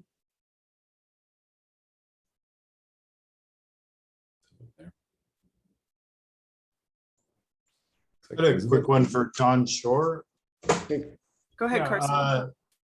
I was curious about when you're doing the landscaping stuff. Are you thinking about water infiltration or how the water is flowing through the landscape and like optimizing for that? Yes, actually, it's really important to do that. Bioswales are all the rage with landscape designers right now, and that's a great thing to see, where we're planning for not just flooding, which was, is going to happen, but retaining water on site. It happens that I live on a farm in Solano County on 13 acres, and I'm in one of those land use groups where they're monitoring our groundwater. And one of the first questions I was asked on the form I had to fill out was, does water flow off your property? And I want the answer now to be no. I want it to stay on my property and soak in where it's appropriate. So I brought in a bulldozer and we made sure that's going to happen. And any landscape that's put in a commercial setting, any landscape in a new residential subdivision, that's crucial. So the irrigation goes where it needs to go. If there's overflow, it still benefits trees. If we have flooding, the water goes where it needs to go. I mean, Village Homes was a pioneer in all of this. You can see the way the water would flow through Village Homes with basically their flood management, but that also is a way of getting the water where it needs to go for the trees. And so we as landowners on farm properties don't want water flowing off for a bunch of reasons, but we also want it to stick around, soak in, and benefit nearby trees. Look at it all. I just want this concept out there. Look at it all as a watershed. All those areas where you're walking on turf and where you see gravel and stuff, there's roots in there. If there's moisture there, there's roots in there. So plan for where it's going to go, plan for where it's going to stop, and plan for where it's going to spread out and soak in. That goes for gray water, that goes for stormwater, and it goes for mistakes in your irrigation system. Great, thank you, Dawn. So after Johan, you can go after Elizabeth. Chris is pointing out to me that Elizabeth had a question previously. Do you want to speak your question, and then Johan will go next? Well, now I have two. Okay, well, sort of. Well, maybe I can combine them. So some of us live in areas where we rent our space. So we have a lot less say over what we can plant and what we can't plant. So what help can you give people who are renters? And B, what we're also finding is that a lot of people can't afford to pay for the water and the pruning of their trees, and so they cut them down. And I don't know what assistance, if you know of any assistance to help people pay for tree maintenance over time. I don't know, but that is what I'm observing, that some people who have trees on their rental space, rather than pay for the maintenance of the trees, they just chop them down. Yeah. I can kind of address the first part of that, and then turn it over to Don for some of the kind of the tree portion. But as for if you're a renter, whether you're a renter at an apartment complex or a single family home rental, there are still things that you can do. They tend to be more kind of the indoor, actions, turning off the tap when you're washing hands, brushing teeth, shaving, those kinds of things. Only running full loads of dishes and laundry. After you finish, like say you didn't finish a glass of water or something, or you're waiting for your shower to warm up, if you're able to, hold on to that water, use it for your trees or your indoor plants. Reporting anything like you hear a toilet running, that's one of the biggest leaks that we see that is reported to the city, and they can be less than a gallon with a flapper. They can be 250 gallons an hour. So you hear a toilet running, you don't tend to necessarily think, oh, that's a huge amount of water. Report those kinds of things right away to your property management, no matter what kind of rental you're in. If you have a good relationship with the property manager or the property owner, approach them about having access to Aquahawk, because if the property owner provides you the utility information, then you can register as a renter for the Aquahawk account, but you do have to have that permission from the property owner. So consider that, and then you can kind of track your own use. Look at information to show, hey, if you consider doing these kinds of plantings instead, you might save this much money on, the water bill. So that's definitely, something potentially to look at. As far as trees go, and I'm gonna let Don take that part, but we were doing some initial calculations, and one tree, depending on the age of it and the species, but one, like say fairly drought tolerant tree probably uses about 1 to 2 CCF of water for the entire year. A lawn uses much more water than that. If we're talking about 17 CCF versus 7 or 8 for irrigation use, we're saying like about 8 CCF, per month. So in comparison, your trees are probably using significantly less water than your turf might be. Yeah, I'll mention Aquahawk. I do a jazz show and the garden show at KDRT, which is right next to my store. And the manager of Cater contacted me one weekend and said, we have Aquahawk and it says something's going on at the building next door. Can you go let yourself in and see what's happening? Because we're using water and there's nobody there. So I took my key and I went in, there was a toilet running and had been running overnight. So I took care of that problem. We would have not found out about that for several days. And it's a really simple device.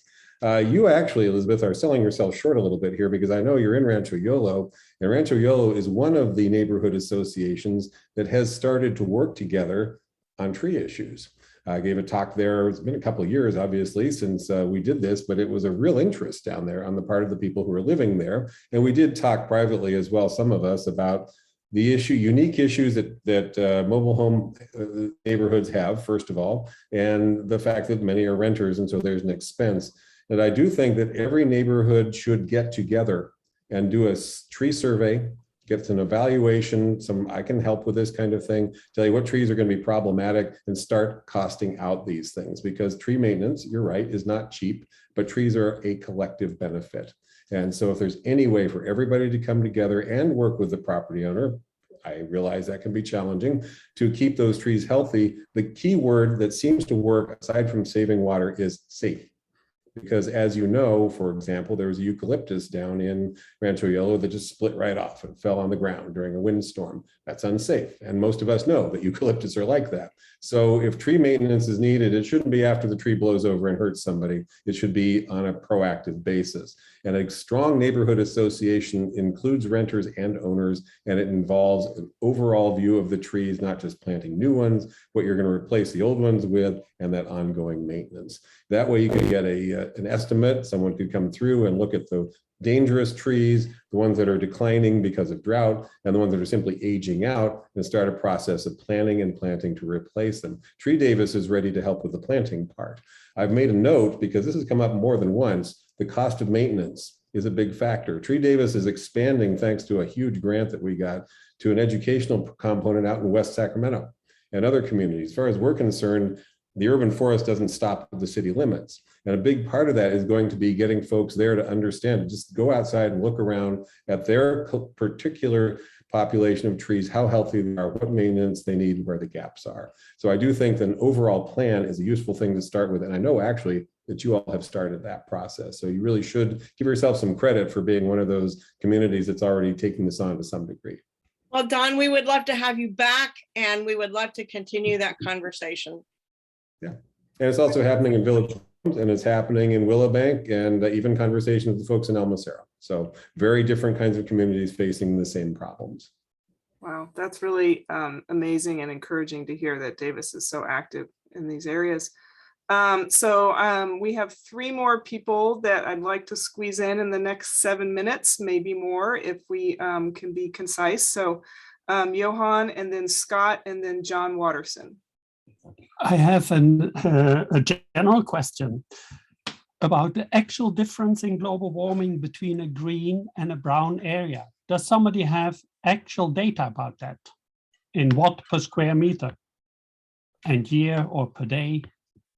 Actual data, measured data. Thank you, Johan.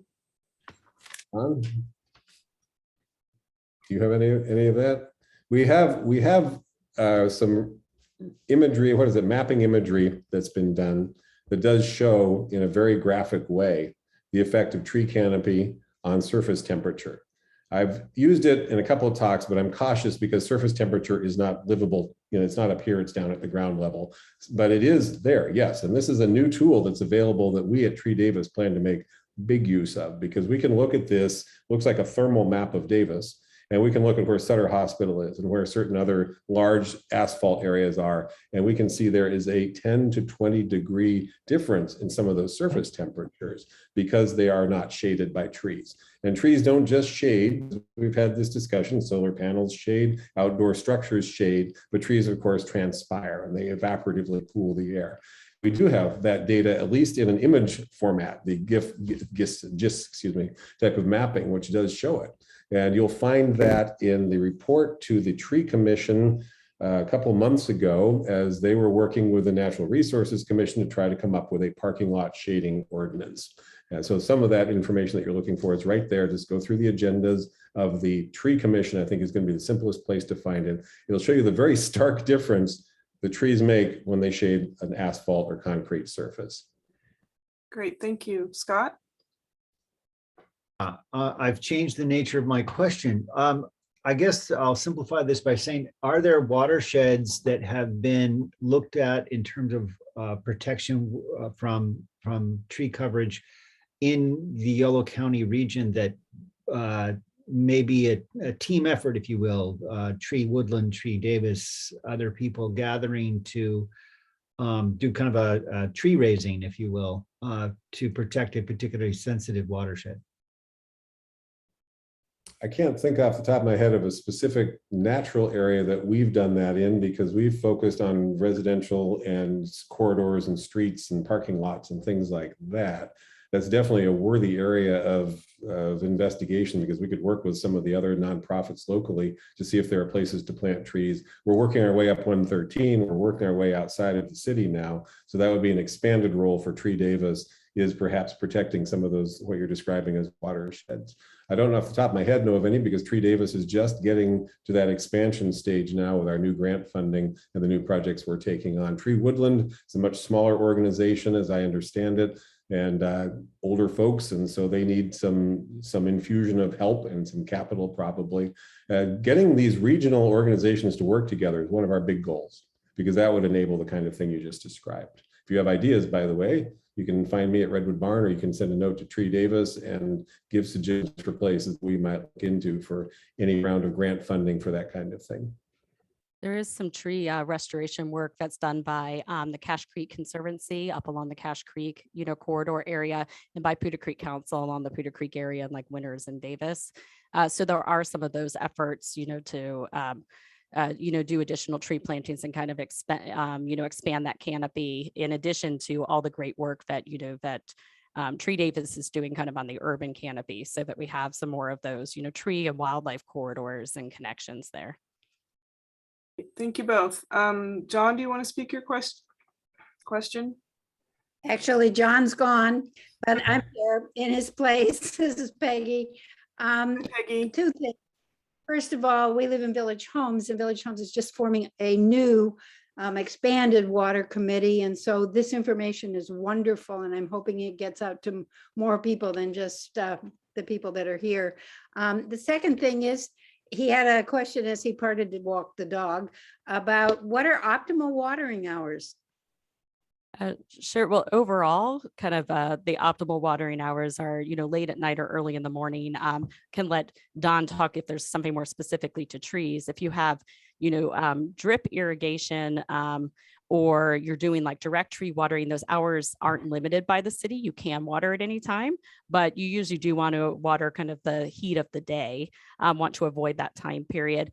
The only thing to watch for as you're moving more into the fall and winter with watering is you can get fungal growth if you're watering at night and not kind of pay attention to the, the soil conditions. But in the summer, it's so dry so quickly in the area that that's not as much of a concern, but it can be a concern in some of the, as it starts to get a little cooler.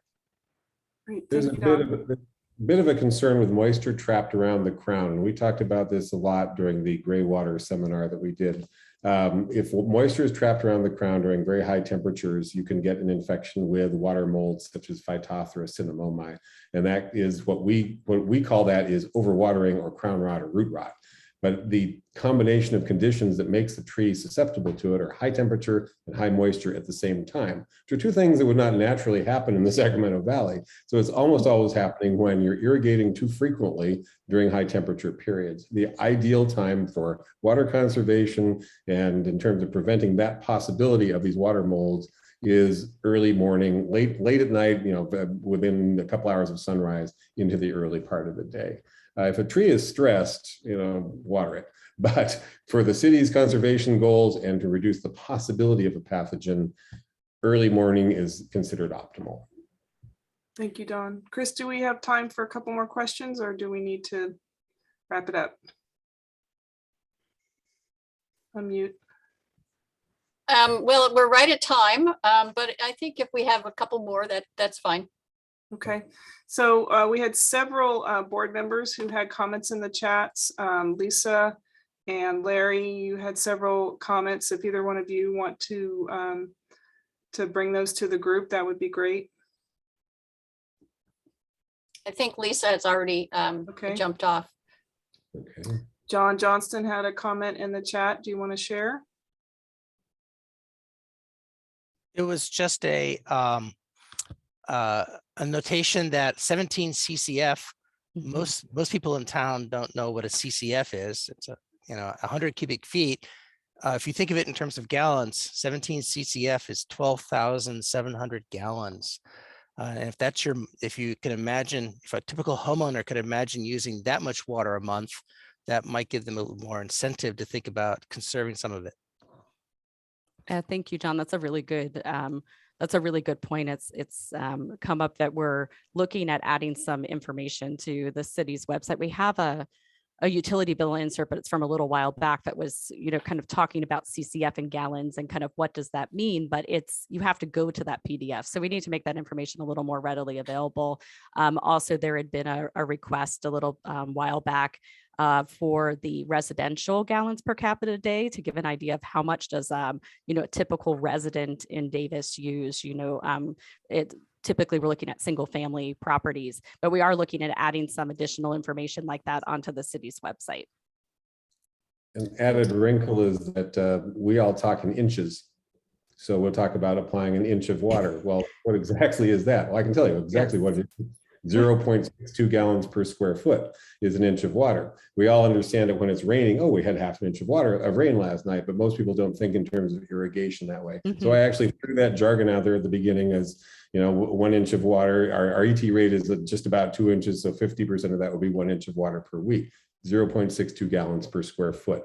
Then the next complication is infiltration rates and other factors. But yes, it'd be nice if we all talked the same jargon. That would be very handy. Perhaps we could work on a small subcommittee to make this more understandable.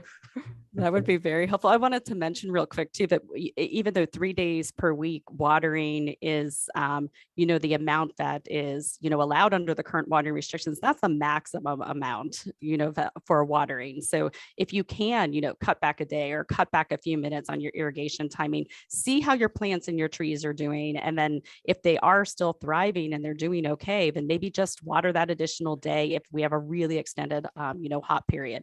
So those are things to maybe consider. That's kind of the maximum amount, and don't necessarily just turn up your irrigation if you're watering less days per week. Really look at cutting back on that irrigation. Chris, did you have a question?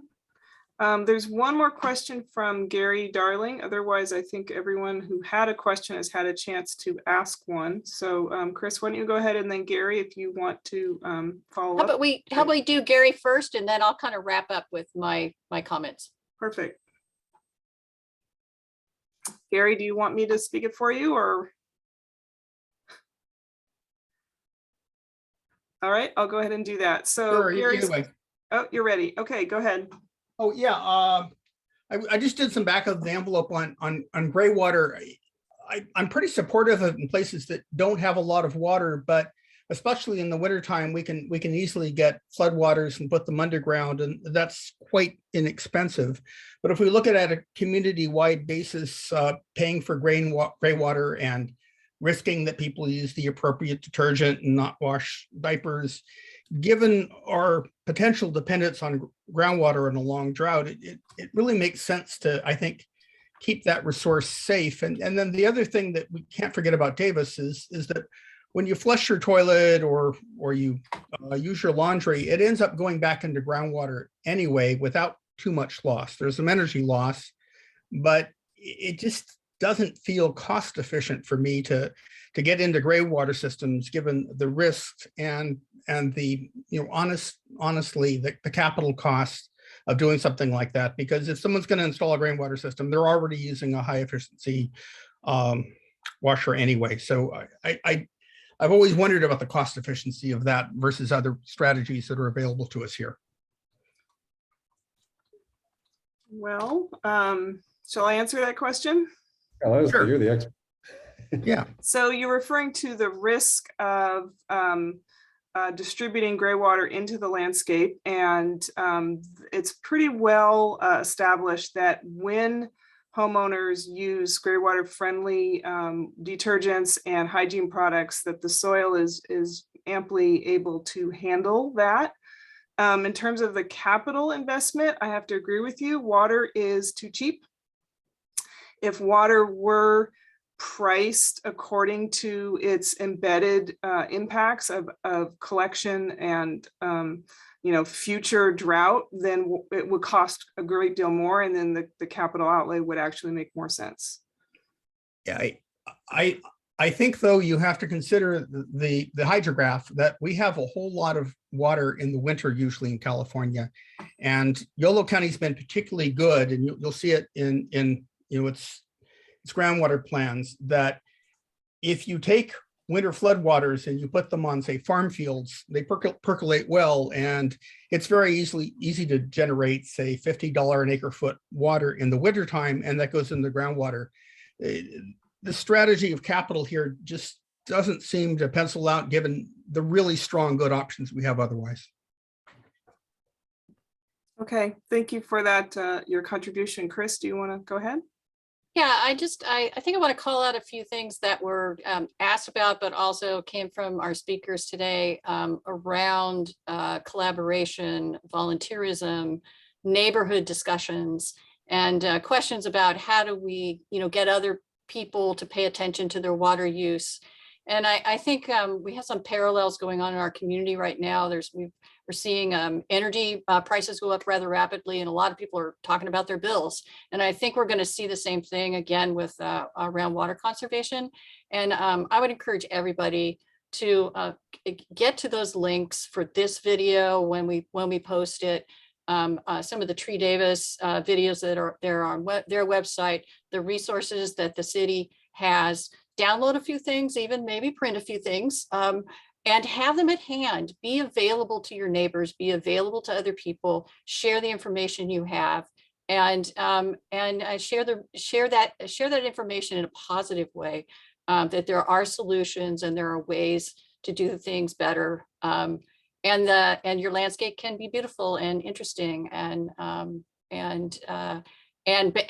produce so many other benefits for our community. So I just want to thank you both for your contributions today, and Leslie for being our great panel moderator today. At the last minute, I asked her to do this, and all of you for joining us today for this. I put in the chat that we are recording this, and it will be sent out to everybody who registered, and it'll be up on our YouTube website to share with other people. So I'm really grateful for your participation today. Any other comments or? Thank you for including us. It's so great to see you both. Looking do this forward to the again. in